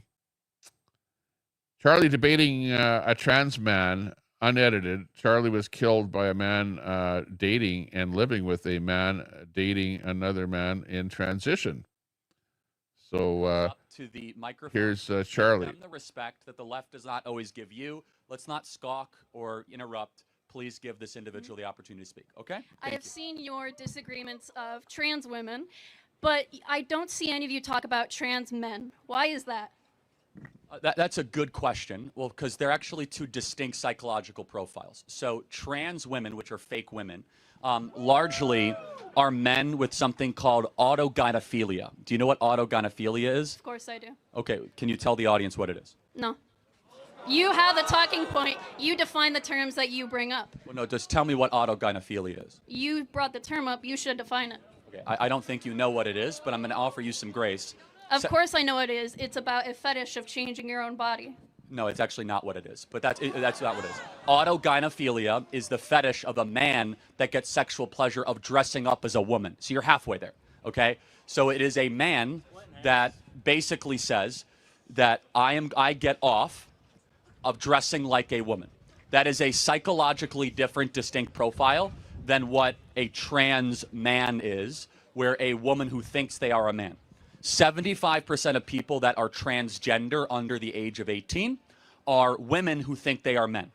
A majority of people over the age of 18 are actually men who think they are women. And where have you gotten those statistics? Well, from the National Institute of Health, this is not even debated stuff, right? This is from GLAAD, which is the Gay Lesbian, Alliance. This is just superficial evidence of who does the most transitioning, who's the most trans, and who does not.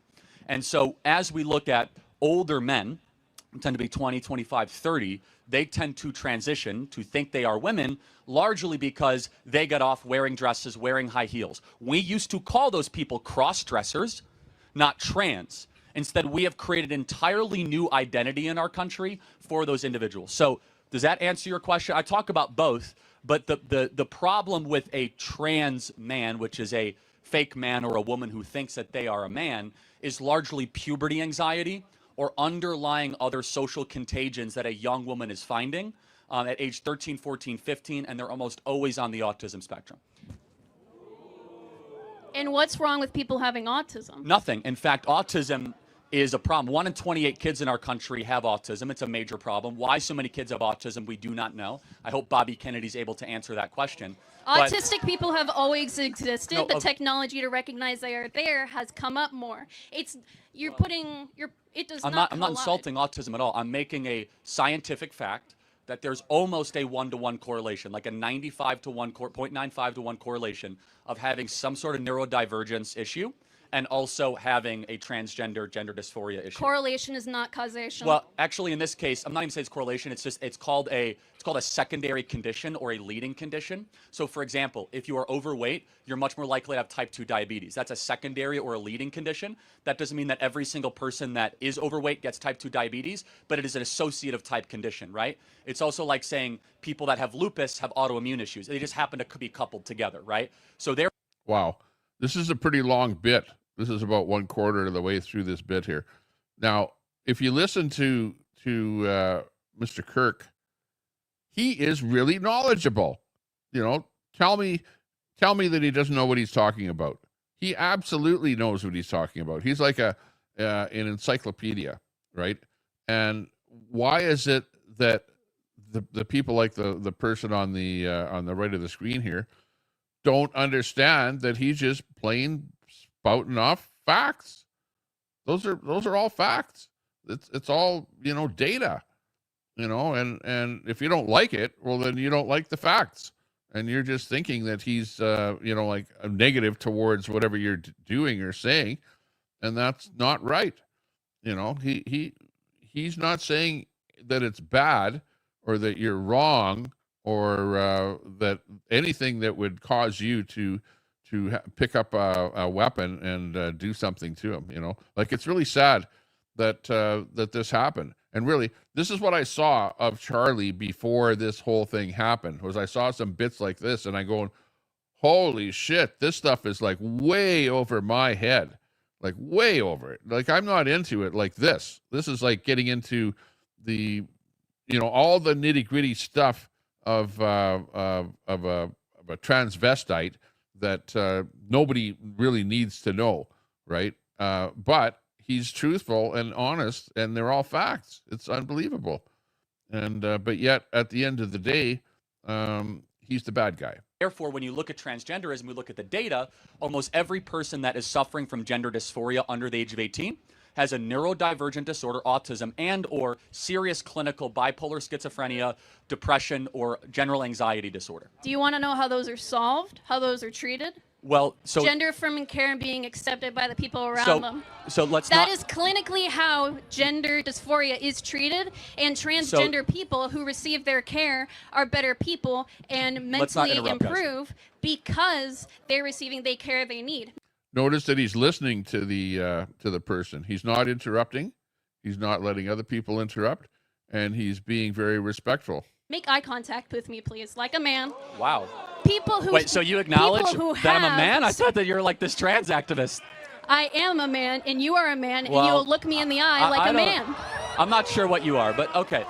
I meant no disrespect as I looked to my camera operator for half of a second. Mm-hmm. But allow me to answer you a question. Is transgenderism a brain problem or a body problem? I'm not asking about that. My it's question a very simple is question. about trans men and why you don't view them in the same predatory sense as you view trans women. Because they're two separate psychological profiles, as I just... I'm not asking about that. I'm asking, you have the point that you think trans women are these predator men that... Look me in the eyes, please. Come on. Are you autistic? No. Here. Look here. Look here.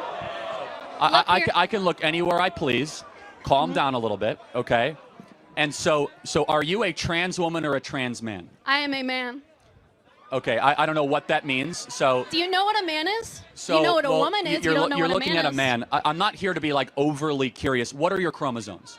XY. Oh, you were born a man. Okay, good. So you're male on your birth certificate. Got it. So I guess the question is, and I would be curious, is transgenderism a brain problem or a body problem? I'm not asking about that. I'm asking I know you're why not. do you I'm not asking view that. trans men in the same predatory sense that you view trans women? Okay, do you think because- it's predatory for trans men to go into men's bathrooms the same way you see trans women going into women's Well, bathrooms? not always. As I explained, I not sometimes. So let me tell you, because trans. Yeah, you know, like if a woman came into a man's bathroom, let's say that, forget about the trans part of it. If a woman came into a man's bathroom, would you as a man be like, oh, get out of here, I'm afraid of you, you know? No, I would be thinking, oh, wow, this is like weird, but I wouldn't be afraid of it, you know what I mean? But on the other hand, if a man came into a woman's bathroom, I think that the woman would be absolutely afraid of that, right? I think so. By the way, the birds are back outside again. There's a pair of them out there, and they're really going to town with. Look at put that into the bird bath, and got it nice and wet, and is having a nice little soggy meal out of that. The victuals are cooking up outside. It's Alfred Hitchcock hour.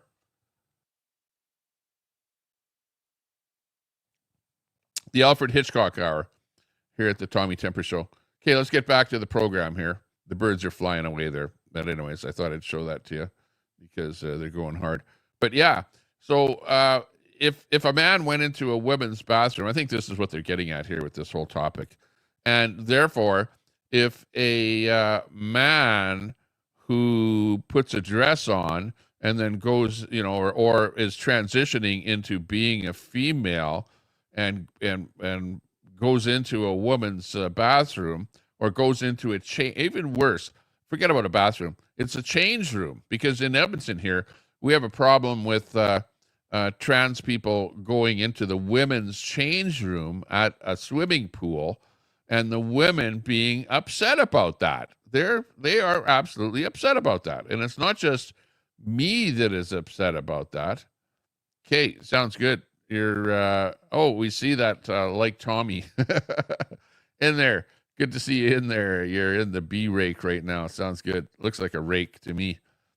But of what we're talking about, it seems to me that the women are afraid of that, and you can't deny that, right? You absolutely can't deny that. Let's get back to it here. Trans men, which are fake men, women pretend to be men.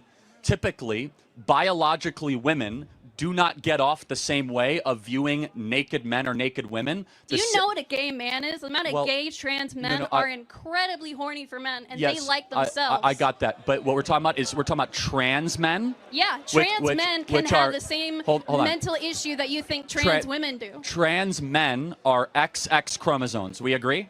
No. People's gender chromosomes are different. If you knew anything about biology, Hold you on would a second. know. What chromosomes are a trans yeah, man? A trans man would be a female. Would be XX or XY. A trans man would be a female that wants to transition into being a man, right? Why? Intersex people exist. Well, yeah, there may be somebody that's like an oddball, right? Hermaphrodite or something like that. Sure. But those are extremely, extremely rare, and 99% of the time we're not talking about that. There are women with XY chromosomes who have given birth. Right. So that is called Swyer syndrome. And you're saying those people don't exist? However, it's half true. They actually cannot be inseminated. So it's still partly true, though. Well, how do they get pregnant? By having sex No, in that's the actually eggs. not true. So a person that's intersex or Swyer, so you don't know, that Swyer syndrome can only be fertilized through IVF.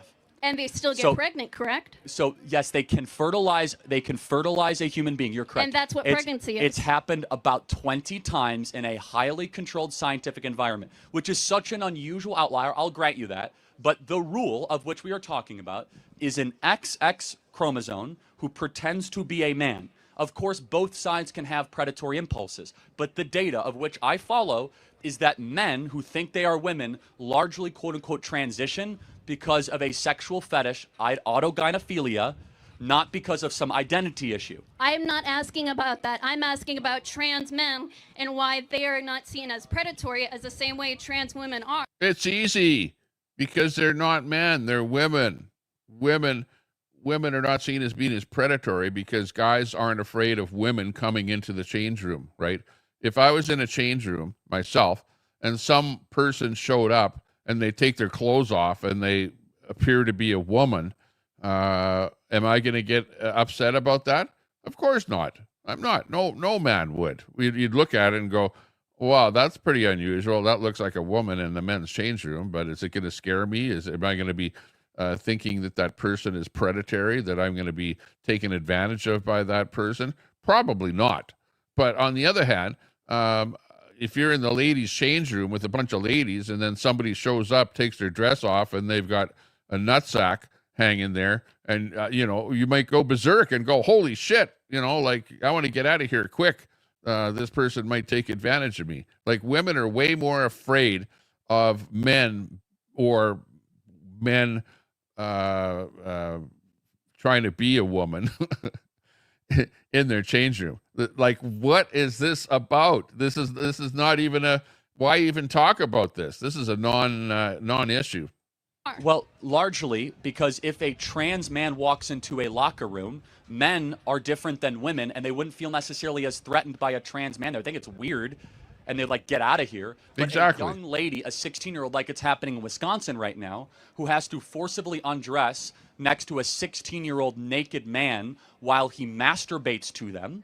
True story happening in Wauwatosa, Wisconsin right now. When did I ask about that? I'm talking about bathrooms and trans men. It happens. Trans men go into men's bathrooms to use the bathroom. Well, again, of which they... Wow. And this is what got Charlie killed. This is it in a nutshell right here. And then they go, well, he's a hater. All he does is spout off hate. I don't hear anything here that's hate at all. It's conversation, and you can hear how the person on the right doesn't agree with him, even though I agree with him. I think you probably agree with him, and most people would agree with him. But the person on the right is of the mindset that the facts don't make sense, and they don't agree with the facts. They should not be allowed to. Why not? Do you want a trans man with a full beard who looks like this, and goes into a women's bathroom? Do you want a trans man with a full beard to go into a women's bathroom? Do you think a woman would be comfortable with a man in a beard? I reject I hold the argument of a trans man doesn't exist. Okay, a trans man, and you know what it means if you don't think fake, it exists. Yeah, so trans just means fake. So fake man. Got it. So woman. No, Charlie Kirk means fake man. Well, no, actually, all of human history up until the last 5 years, until we lost our mind, believed what I'm saying right now. That is not true. So trans people have always existed. Well, so if you mean that trans people have always existed, I can agree.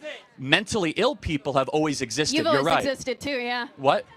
Okay, it's when you get into this right here is where the left really goes berserk, because, where he starts talking about mentally ill and things like that, which is true. Some people are, but the left really doesn't like that, and you can hear it by the people in the background and what they're saying, because there's a lot of people that are on the guy's side on the left there. But this is, you get into these discussions, and I don't like to talk about this stuff at all on my channel here. I don't. I said that when I first started this channel. I don't want to talk about sex. I don't want to talk about religion. I don't want to talk about stuff that is going to have the right at odds with the left or whatever. But because of his death, his death is actually bringing this more the surface, where more people are talking about stuff like this than ever before, and we're delving into it to see, well, what exactly was Charlie talking about that got the left so irate about the topic. And the topic itself is really polarizing, and you can see how some people have in their minds that it is what it is, and you're not going to change my mind, and so be it. But of what Charlie is saying, he's not wrong. I don't hear anything wrong. I don't hear anything racist. I don't hear anything homophobic. Nothing. He's just spouting off facts. You say what? I didn't hear what you I'm calling you mentally ill because you can't communicate with me. So wait. See? Interesting. So it's easy to. So if I am the point is that he is communicating with him. Charlie is communicating, but yet the person is calling Charlie mentally ill right there because they don't agree with what he says. That's all. Mentally ill, which means that I'm off the norm. Can we also agree that trans people are mentally ill because they're off the norm? I don't think there's anything wrong with being mentally ill or off the norm. No, I'm not saying wrong. You. I'm saying, though, that illness must be treated, and goes back to my fundamental question of which you do not answer. Treatment is gender-affirming care. No, so, okay, so if transgenderism, is transgenderism a body issue or a brain issue? Because it treatment. Is both things. Okay, if it's both. Is transgenderism a body thing? Well, if you're a guy and you think you have a man's body, but your mind thinks that you're a woman, then it's a mind issue. It's not a body issue. It's not like you're in the wrong body. Your mind thinks you're in the wrong body, but maybe it's because of deficiencies, maybe too much of a hormone or too little of a hormone that. It could be a hormonal issue that affects your mind. Your body is what you're born with. You can't change that. Wow. Better watch what I say. Both things. Shouldn't we then first treat the brain issue before the body issue? That's what gender-affirming care no, and it's therapy not. is. Gender-affirming care is affirming a delusion. Definitionally, I'm it's affirming your delusion by being here, and so are thousands of people here. Well, I am asking you if you think if you think a transgender person going into a women's bathroom, would you be comfortable with someone with a beard going into a woman's bathroom? Well, no. If I was a woman, absolutely not. Again, if they have X chromosomes, so exactly. Again, if a woman who is okay, so we're not going to heckle here. We're going to stay focused. It doesn't matter what I'm comfortable with. It matters what is biological reality, right? Women can have beards, and are you saying people with beards? You would be comfortable going into a women's bathroom. If someone had a beard and looked like this going into a women's bathroom, would you be comfortable? Not saying this. I'm just saying a lot of trans men I see kind of look like you. If a trans man went into a women's bathroom, that's not a diss. That's a compliment. No, it's 100% an insult. But you think it's an insult to be manly? Well, yeah, I would see it. You're crossing your legs like a queer.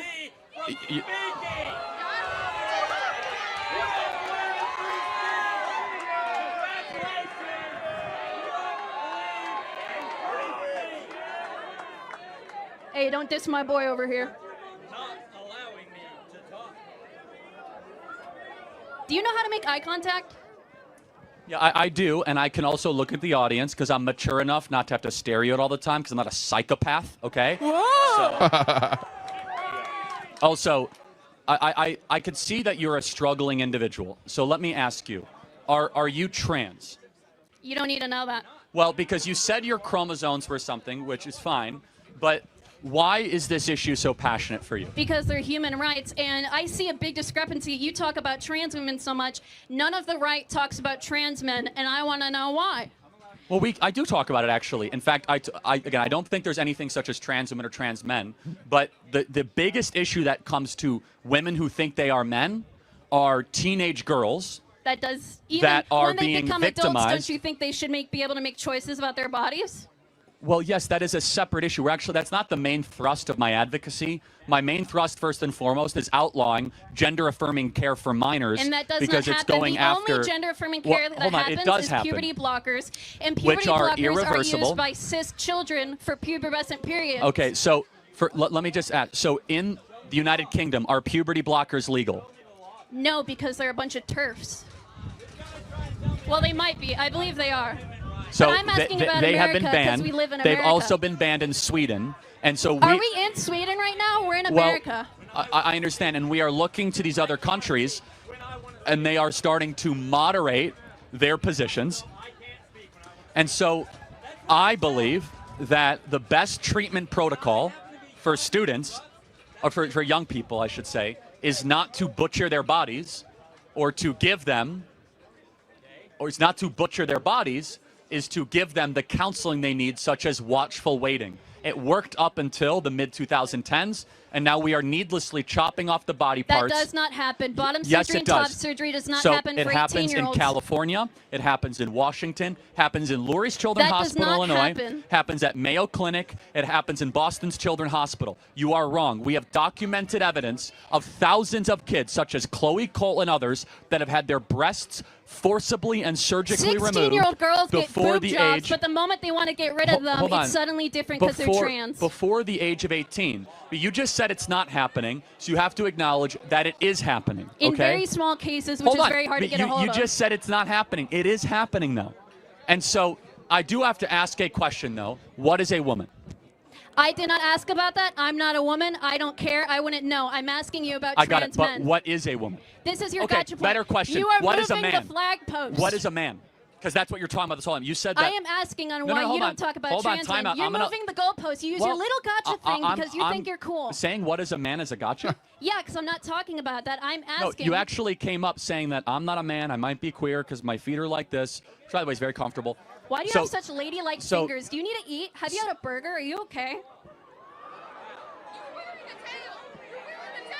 So remind me, then, what is ladylike and masculine? Define those terms, because you're using some definition. I don't care. I'm an American and I'm a adult person who knows what these things are. If you don't know what these things are, maybe you could have stayed in college. So what is a man?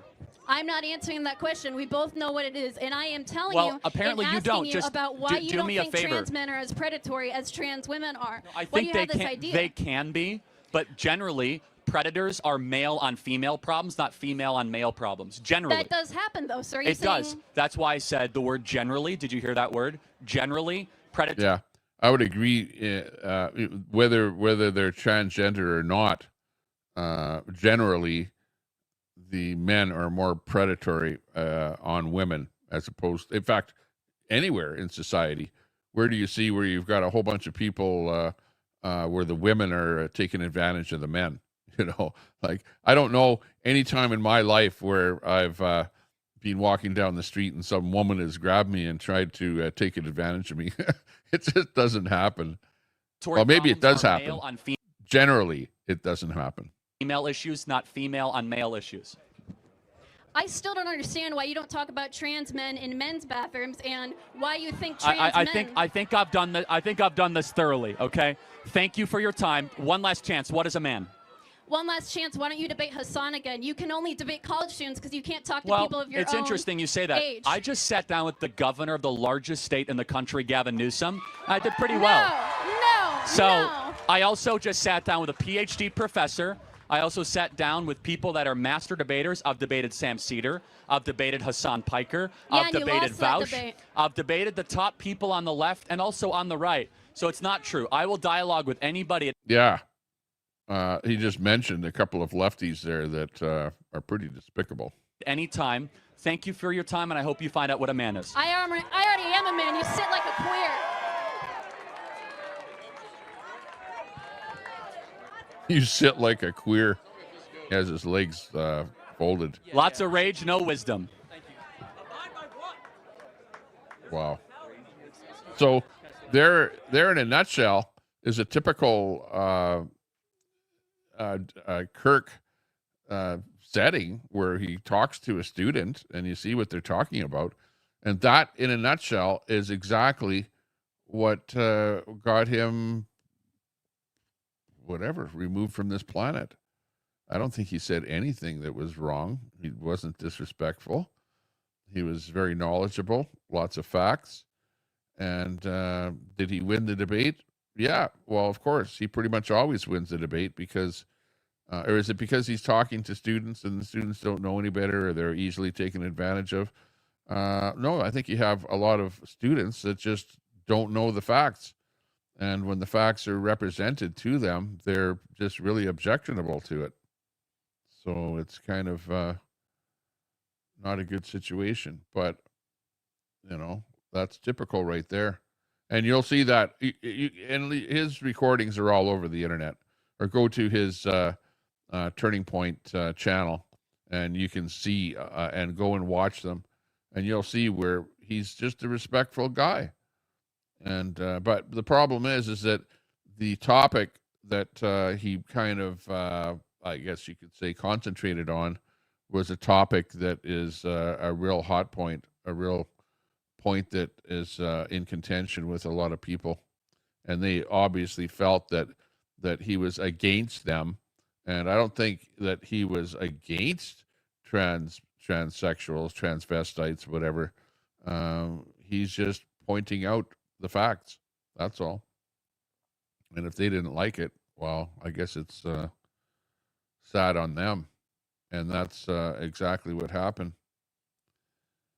But boy, because here we can go through this whole thing with their talk, and he didn't like Charlie at all. And ended up taking him out. Sad times.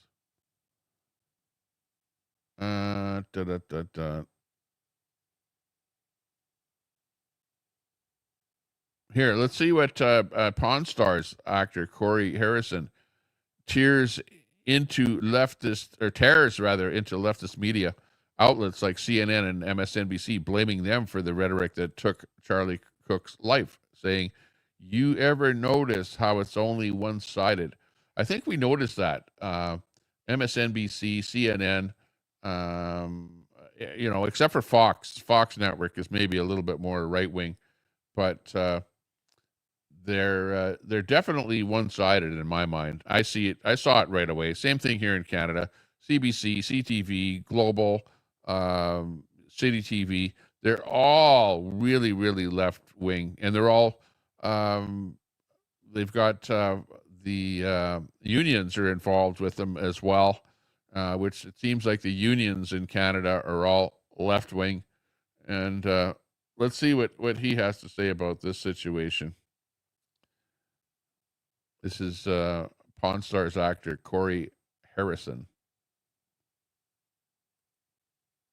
Guys, I'm just going to throw it out there.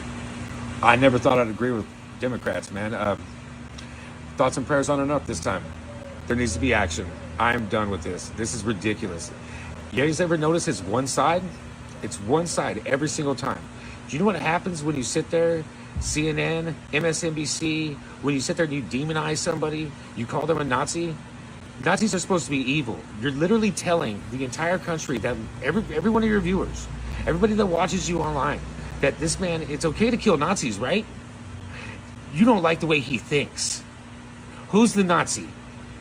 You guys literally let this man die on your watch. You guys are the one that contributed to this. It was every single one of you that supported anything that they said. Every Democrat, every news channel, anybody that ever said, if you don't think the way we think, this man is a Nazi. This man had 3 children. He was a pastor. He was a father, and he was loved by a bunch of people. You guys killed this man, whether you pulled the trigger yourself. There needs to be action. There needs to be something done. And there needs to be perp walks for this. You guys created a monster. You guys have to deal with it. Fuck you, fuck you, fuck you. There you go. Yeah. Where are these guys? They're still around, I guess. I still watch some of their shows on satellite, or not on the satellite, on Google TV. He's not happy with the media. Well, what do you get? You get what you pay for. Like he's right. when the mainstream media demonizes people on the right over and over and over again, they're the ones that spew out the words like, well, you're like Hitler, you're a Nazi, you're a racist, blah, blah, blah, over and over and over and over again. They're just pounding it into the kids' heads these days until finally they believe it all. And then you get people out there that happen to have given to them by their grandpa, a lefty gets a gun, and look out, because all hell breaks loose. And that's what we're into. That's what society has become, is so badly warped, and they're believing every little thing they see on mainstream media, and it's crazy, absolutely crazy. Here's one here where Charlie. Let's see if I can get this in here in a bigger window. Hang on. Here's one where Charlie is not anti-gay. Okay. Charlie is not anti-gay. Now let's see if we can put this over there a little bit where you can see the words in it here. Okay. Let's listen to this little bit here. As a gay man, it enrages me to hear people call Charlie Kirk homophobic. Nothing could be further from the truth. Listen to his response to a question from an actual homophobe. Okay, this guy is what you call a homophobe. If you don't know what that is somebody that does not like gay people. People have called me that too in the chat. They go, Tommy Temper, you're a homophobe. I'm not. Like I said, what you do in your bedroom is up to you. Do what you want. I'm not that. I don't partake in that myself, but that doesn't make me a homophobe. And nobody should be a homophobe. You shouldn't be going, oh, that guy's gay and I don't like him. That's not a reason for not liking a person. We should all get together and be loving of everybody on this whole planet. Not in the sense of, getting together with them, but just because somebody does something different than you in their own confines of their home, hey, not for me to comment on that. I don't care. Do what you want to do. But listen to this. Hey, Mr. Kirk, thanks for coming out tonight. I got a question for you real quick. I've been told about 5 years ago when gay marriage was legalized nationwide, the conservative movement has been explicitly pro-traditional family. Now, both you and your organization advocate for the acceptance of anti-Christian, immoral lifestyles like homosexuality and transsexuality, going as far to invite drag queens like Lady MAGA to your events. It seems to me and anyone who's paying attention that conservatives just believe whatever liberals believed 5 years ago. Right now, there's a push by the left to normalize pedophilia by way of child drag queen shows and... Oh, excuse me. Phone shut off. Go back to your notes. That's probably where you saved it. You got to push double tap and then go over. Right now, there is a push by the left to normalize pedophilia by way of child drag queen shows and rebranding pedophiles as minor attracted persons. 5 years from now, will you be promoting child drag queen shows? Will child abuse become part of the conservative platform? Boy, that's a slippery slope fallacy if I've ever seen one. First of all, I've never invited a drag queen to come to any Turning Point USA event. I was at Politicon, and an individual by the name of Lady MAGA came up, and I took a picture, and she walked away. Secondly, let me ask you a question. Are you a Trump supporter? Yes, sir. So are you a proud Trump supporter? Of course. So are you sickened that he had a gay man speak at his convention? Yes. Then you're not a Trump supporter, my friend. Thank you very much. Let me ask you another question. Should he return the money of Peter Thiel, an openly gay man who supports his campaign? No, if it helps him strategically, okay. Sure he can. Should he stop talking to Tammy Bruce, who's an open lesbian that's a Fox News contributor? If it's affecting his ideas, then probably, yeah. Okay, so you say you're a Trump supporter, yet you have all these issues and these disagreements with him. Let me be very clear about my position. My personal position, I'm a Christian first and foremost, then an American, then a constitutionalist, then a conservative, in that order. I believe marriage, biblically, if we want to have a biblical and theological discussion, as articulated in the greatest book ever to exist in the history of the world, the Holy Bible.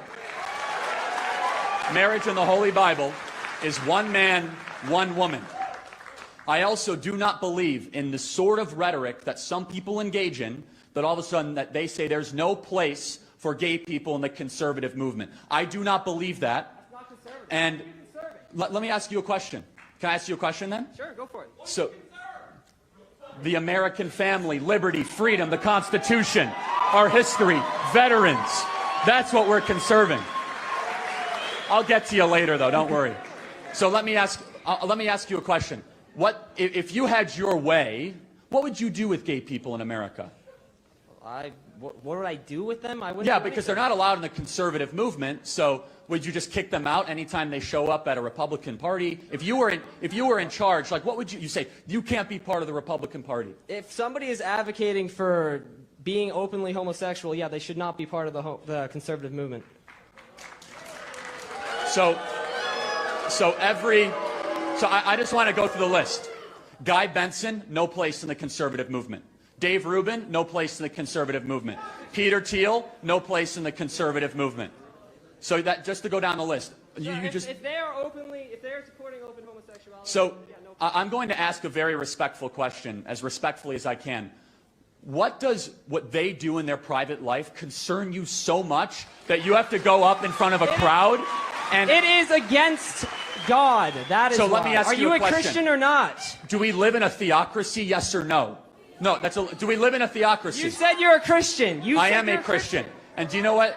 And guess what? I will say this. Part of being a Christian is appropriately interpreting what the theological says for the individual, but also means to be long-suffering and patient and loving and kind. Jesus Christ talked to all people.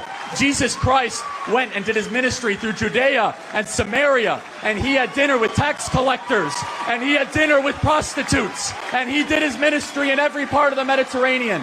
What it means to be a Christian, my friend, is to be open-minded but firm in your beliefs, so you can have that belief. But if you say there's something inherently wrong with communicating or associating just because they make different personal decisions than you, sir, are not a conservative. Thanks for being here tonight. There you go. Hey, Mr. Kirk. So his view is, hey, everyone has their own view, but he wasn't like negative to anybody, right?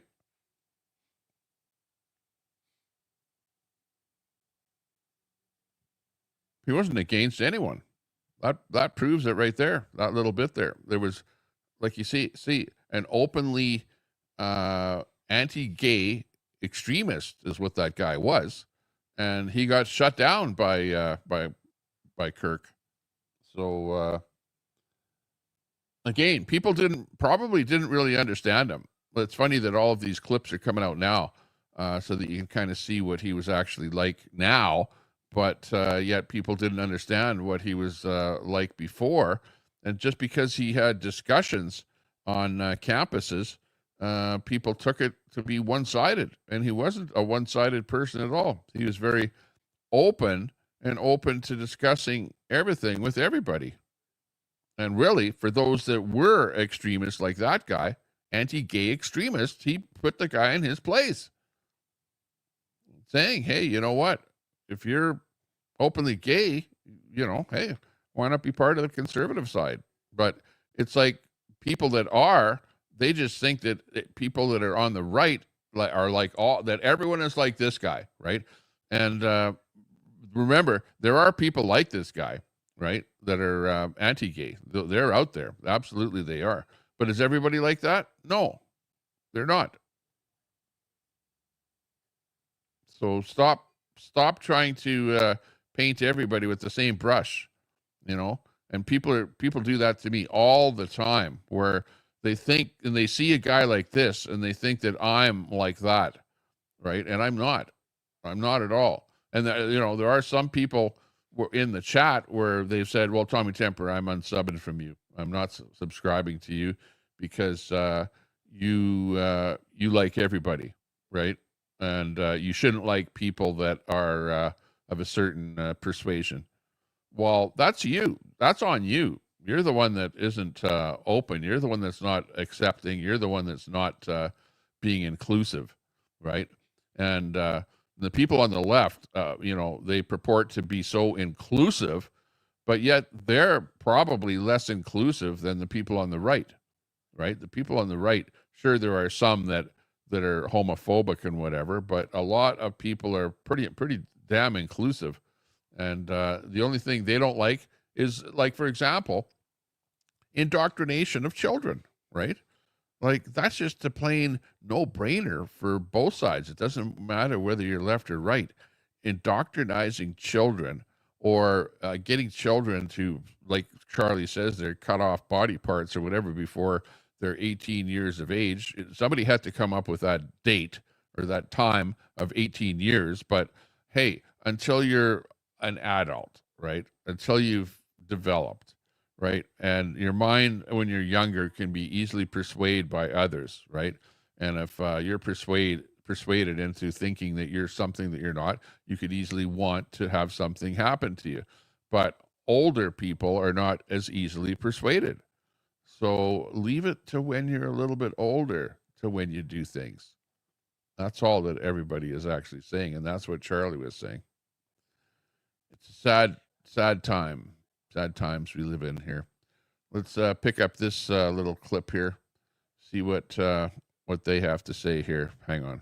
Here these last 72 hours. Von Hilliard, thank you, everyone. Please stay close. And joining us now is criminologist Casey Jordan. Casey, so much happening so quickly here this morning. We're learning as well from our own reporting that there's no indication of a prior criminal record. This is according to searches of state national public records associated with the person, Tyler Robinson, and his date of birth. One of the most striking details that we learned from this press conference were, again, about those bullet casings and the inscriptions, "Hey, fascist," the words, "Bella Ciao," the words, "If you read this, you are gay." What do you see as the significance or what the message is that he's trying to communicate here?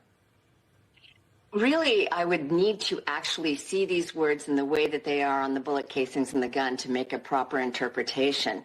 But what? I think you can interpret pretty well what's going on here. Remember, this is MSNBC that we're watching here. MSNBC is deliberately misleading their left-wing viewers about the motives of the Charlie Kirk assassin. The network claims that there is no theme when it comes to Tyler Robinson's bullet casings. He literally wrote, "Hey, fascist, catch!" and Antifa phrases on the bullet casings. What's the matter with these people? just knowing what those words are, I'm kind of overwhelmed with how immature it all sounds, and that there is no really chronic theme. I think Brandy really nailed it. You have to make of it what you want, because, you know, it's like sees bulges, if you're reading this, you're gay, you know, catch this fascist, or hey, fascist, catch. It's like the rantings of a really immature child. Aww. She doesn't understand what it means. It's just a ranting of an immature child. Hey, catch this, fascist. And we really need to learn a lot more about what was going on in this accused shooter's life when all of this was happening. Yeah. How about he has a transitioning boyfriend? How about that? And that there were a bunch of other people associated with them that knew ahead of time that this was happening and were kind of egging him on. Was he in a rabbit hole? Did he have no job? Did he have no purpose? You know, how did he become such a how did he become radicalized, extremist, far left extremist radicalization? And for those of you out there, the lefties that go, oh no, he was a right winger, you know, he's right wing because his parents were Republican. Yeah, right. Consumer of hate. That his family reports he was you know, talking in with hate speech about his feelings about the victim just at the family dinner the night before. We get the yeah, exactly. He was saying that Charlie used hate speech, right? And he didn't like Charlie. That's what his thoughts were, when we've already gone through that and seen that Charlie wasn't there was no hate speech with Charlie at all. Sure, he talked about the element, about the people, about transitioning and the whole spectrum, but he was pretty respectable with what we just watched. He didn't live at home because they talk about the Discord messages with his roommate. But they also confirmed he is not a college student at the university where the crime happened. So I will be very interested to reconstruct what was going on in his life. Did he have a job? Did he go to school? Was he fired from a job? Did he apply to jobs and he was not hired? Did he, have just smoldering hate? Mostly my takeaway is that the writings on the gun and on the bullets really emulate everything we just saw a few weeks ago in the Minnesota Catholic school shooting. So I don't think this has been a long-term plan. I think it probably was hatched when this alleged shooter... Yeah, well, we know now that it was hatched at least a week before. So, he'd been thinking about it for a while. About Charlie and watching what he says, and a week before the actual shooting, he had decided to actually do the shooting. Heard that Charlie Kirk was coming to the area, his area, in his backyard at a university that he could easily access, pass as a college student there, go up on the roofs. I mean, I have to tell you, I teach at a university where I see students going up on the roofs all the time. So he had a lot of access to the venue, and he blended, and he knew he would blend. But I do think that this was something that just hatched when he found out that this man that he harbored hate for was coming to his area. And since we just had that school shooting in Minnesota, I think that is probably what inspired it. Well, you know what? If he had the time to write those etchings onto the bullets, he obviously was thinking about it well ahead of time. It wasn't just something where he grabbed the gun at the spur of the moment and he said, he's coming to town, whatever. I'm just, he was like obsessed, absolutely obsessed with doing what he did. It does sound like he was methodical in going to this venue and to not be. Yeah, and that's the end of that clip there. So it appears terrible. I'm not feeling good about this whole show here today. It's really demoralizing. It's crazy. I think I've had enough. I've had better shows, put it that way.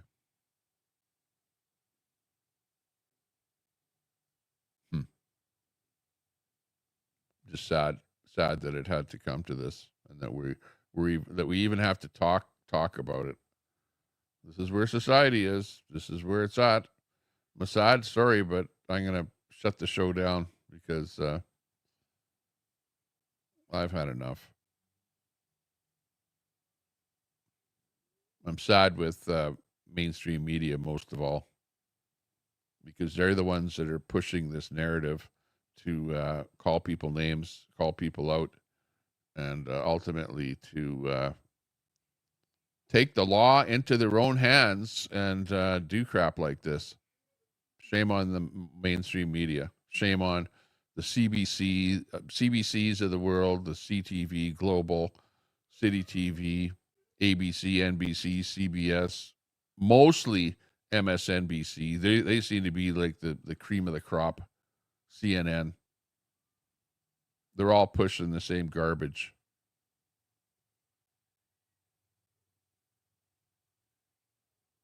They're molding the minds of the young people into doing crap like this. For what? What does it accomplish at the end of the day? What did the mainstream media accomplish? If they're, implicit and part and parcel of brainwashing, it worked. Hey, it worked. It's just like the climate brainwashing is no different. No different at all. You're all being brainwashed into thinking that the sky is falling, the sky is falling. You better spend money on tax credits, on carbon credits, bullshit like that, or else we're all going to die. And it all appears to be a fallacy at the end of it. You're right, Dashing Grandma. Mainstream media is absolutely dividing everyone. Why? Question is why? Why are they doing it?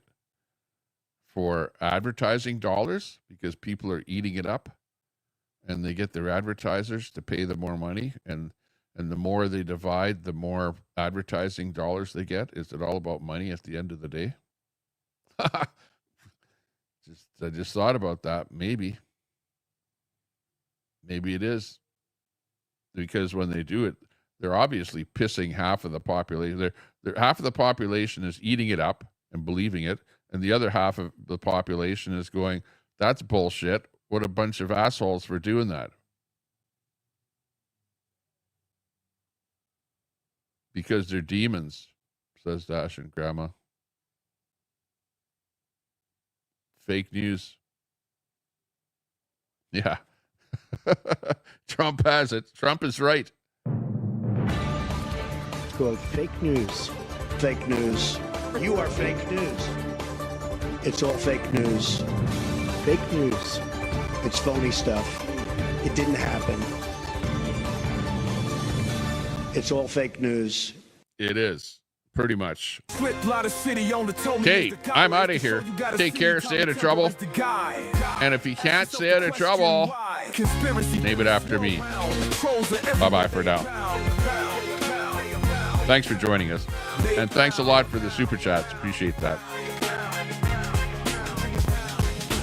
Show you gotta see, Tommy Temper is the guy. Ask yourself the question why. Conspiracy theories swirl around. Trolls are everywhere, they abound. They abound. It's the show you gotta see, Tommy Temper is the guy. Ask yourself the question why. Conspiracy theories swirl around. Trolls are everywhere, they abound. They abound. They abound. They abound. They abound. They abound.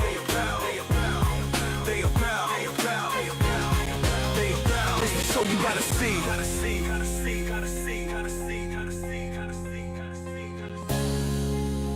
It's the show you gotta see. Tommy Temper is the guy. Ask yourself the question why. Conspiracy theories swirl around. Trolls are everywhere, they abound.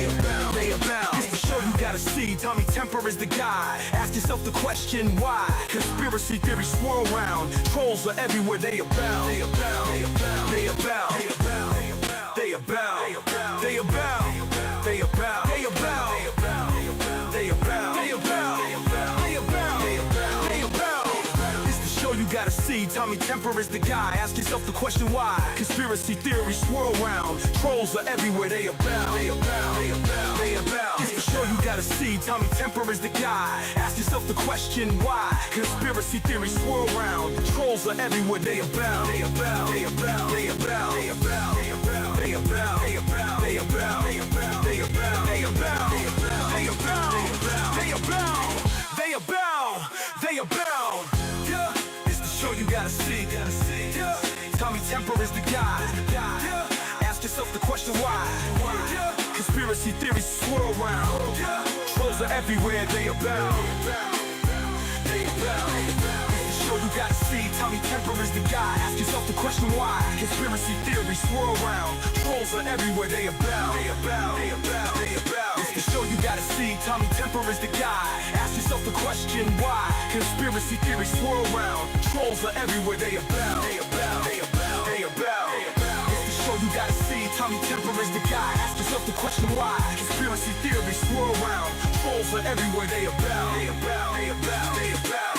It's the show you gotta see. Tommy Temper is the guy. Ask yourself the question why. Conspiracy theories swirl around. Trolls are everywhere, they abound. They abound. They abound. They abound. It's the show you gotta see. Tommy Temper is the guy. Ask yourself the question why. Conspiracy theories swirl around. Trolls are everywhere, they abound. They abound. They abound. They abound. It's the show you gotta see. Tommy Temper is the guy. Ask yourself the question why. Conspiracy theories swirl around. Trolls are everywhere, they abound. They abound. It's the show you gotta see. Tommy Temper is the guy. They abound. It's the show you gotta see. Tommy Temper guide. Ask yourself the question why. Conspiracy theories swirl around. Trolls are everywhere, they abound. It's the show you gotta see. Tommy Temper is